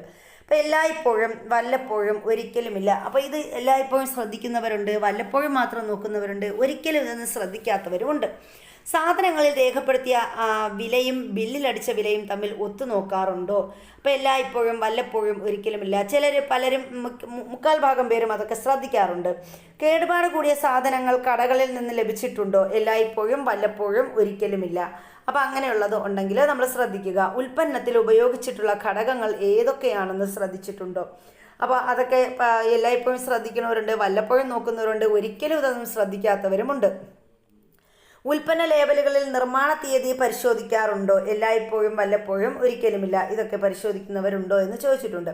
വാങ്ങുന്ന ഉൽപ്പന്നത്തിൻ്റെ വാറണ്ടി അല്ലെങ്കിൽ ഗ്യാരണ്ടി ഉണ്ടോ എന്ന് പരിശോധിക്കാറുണ്ടോ? നമ്മളൊരു സാധനം വാങ്ങിച്ചാൽ അതിൻ്റെ വാറണ്ടി ഏതുവരെയാണെന്ന് നോക്കാറുണ്ടോ എന്ന്. ഉൽപ്പന്നങ്ങളുടെ പുറത്ത് രേഖപ്പെടുത്തിയിട്ടുള്ള മുന്നറിയിപ്പുകൾ വായിക്കാറുണ്ട്. അപ്പോൾ ഉൽപ്പന്നങ്ങളുടെ പുറത്ത് ചില മുന്നറിയിപ്പുകൾ നൽകിയിട്ടുണ്ട്, അത് വായിക്കാറുണ്ടോ എന്ന് ചോദിച്ചിട്ടുണ്ട്. ഉൽപ്പന്ന ലേബലിൽ കൊടുത്തിരിക്കുന്ന ചിഹ്നങ്ങളും ചിത്രങ്ങളും അവയുടെ അർത്ഥം ഉൾക്കൊണ്ടിട്ടാണോ വാങ്ങാറുള്ളത് എന്ന് ചോദിച്ചിട്ടുണ്ട്. ഓൺലൈൻ വഴി ഓർഡർ ചെയ്ത് കിട്ടുന്ന സാധനങ്ങൾ അവയുടെ പരസ്യത്തിൽ നൽകിയവ തന്നെയാണോ എന്ന് ഉറപ്പ് വരുത്താറുണ്ടോ? ലീഗൽ മെട്രോളജി വിഭാഗം നിഷ്കർഷിച്ചിട്ടുള്ള തൂക്കക്കട്ടകൾക്ക് പകരമായി വഴിയോര കച്ചവടക്കാർ മറ്റെന്തെങ്കിലും വസ്തുക്കൾ ഉപയോഗിച്ച് തൂക്കത്തിൽ കൃത്രിമം കാണിക്കുന്നത് ശ്രദ്ധയിൽപ്പെട്ടിട്ടുണ്ടോ? അതുപോലെ വാഹനത്തിൽ ഇന്ധനം നിറയ്ക്കുമ്പോൾ പെട്രോളിൻ്റെയും ഡീസലിൻ്റെയും സാന്ദ്രത പരിശോധിച്ചിട്ടുണ്ടോ? ഓട്ടോറിക്ഷയിൽ യാത്ര ചെയ്തതിന് ശേഷം മീറ്റർ റീഡിങ്ങിൽ കാണിക്കുന്ന യാത്രാക്കൂലി തന്നെയാണോ കൊടുക്കാറുള്ളത്? ഭിന്നശേഷി സൗഹൃദ സാഹചര്യം എല്ലാ വാണിജ്യ സ്ഥാപനങ്ങളിലുമുണ്ടോ എന്ന് നോക്കിയിട്ടുണ്ടോ എന്ന് ചോദിച്ചിട്ടുണ്ട്. സിലിണ്ടറുകളിൽ ലഭിക്കുന്ന പാചക ഇന്ധനം ഘടിപ്പിച്ച് ലീക്കില്ല എന്ന് വിതരണക്കാരനെ കൊണ്ട് പരിശോധിപ്പിക്കാറുണ്ടോ? ഒരു ഉപഭോക്താവ് എന്ന നിലയിൽ നിങ്ങൾ കബളിപ്പിക്കപ്പെട്ടുവെന്ന് തിരിച്ചറിഞ്ഞാൽ പരാതിപ്പെടാൻ ശ്രദ്ധിക്കാറുണ്ടോ? അപ്പോൾ ഇത്രയും ചോദ്യാവലികൾ നമ്മളോട് ചോദിച്ചിട്ടുണ്ട്. ഇതൊക്കെ നമ്മൾ ശ്രദ്ധിക്കുന്നുണ്ടോ? ശ്രദ്ധിച്ചില്ലെങ്കിൽ ഇനി ശ്രദ്ധിക്കുക. അതിനുവേണ്ടിയാണ് ഇതൊക്കെ തന്നിരിക്കുന്നത്. ഉപഭോക്തൃ വിദ്യാഭ്യാസം. എന്താണ് ഉപഭോക്തൃ വിദ്യാഭ്യാസം എന്ന് നോക്കാം. ഉപഭോക്താക്കൾക്ക് തങ്ങളുടെ അവകാശങ്ങൾ, ഉത്തരവാദിത്തങ്ങൾ, ഉൽപ്പന്നങ്ങളുടെയും സേവനങ്ങളുടെയും തിരഞ്ഞെടുപ്പ്, വിപണിയിലെ വ്യത്യാസങ്ങൾ, ഉപഭോക്തൃ നിയമങ്ങൾ എന്നിവയെക്കുറിച്ച് അറിവ് നൽകുന്നതാണ് ഉപഭോക്തൃ വിദ്യാഭ്യാസം. ഇതിൻ്റെ ലക്ഷ്യങ്ങൾ താഴെ പറയുന്നവയാണ്. അപ്പോൾ ഉപഭോക്തൃ വിദ്യാഭ്യാസത്തിൻ്റെ ലക്ഷ്യങ്ങൾ എന്തൊക്കെയാണ്? ഉപഭോക്താവിൻ്റെ അവകാശങ്ങൾ സംരക്ഷിക്കുക, ഉപഭോക്തൃ ഉത്തരവാദിത്തങ്ങൾ ബോധ്യമാക്കുക, വ്യാപാരത്തിൽ പ്രത്യേകിച്ച് ഓൺലൈൻ വ്യാപാരത്തിൽ സുരക്ഷ ഉറപ്പാക്കുക, വിപണിയിലെ ധാർമ്മികതയും ചട്ടങ്ങളും തിരിച്ചറിയുക, ഉപഭോക്തൃ സംരക്ഷണ നിയമത്തെക്കുറിച്ച് ബോധവൽക്കരണം നടത്തുക, ആരോഗ്യ സുരക്ഷ ഉറപ്പാക്കുക, ഉപഭോക്തൃ നീതി പ്രോത്സാഹിപ്പിക്കുക, ഉപഭോക്തൃ വിദ്യാഭ്യാസം ഉപഭോക്താക്കളിൽ ബോധവൽക്കരണം ഉറപ്പാക്കുകയും സ്വയം സുരക്ഷാ മൂല്യം ഉയർത്തുകയും ചെയ്യുന്നു.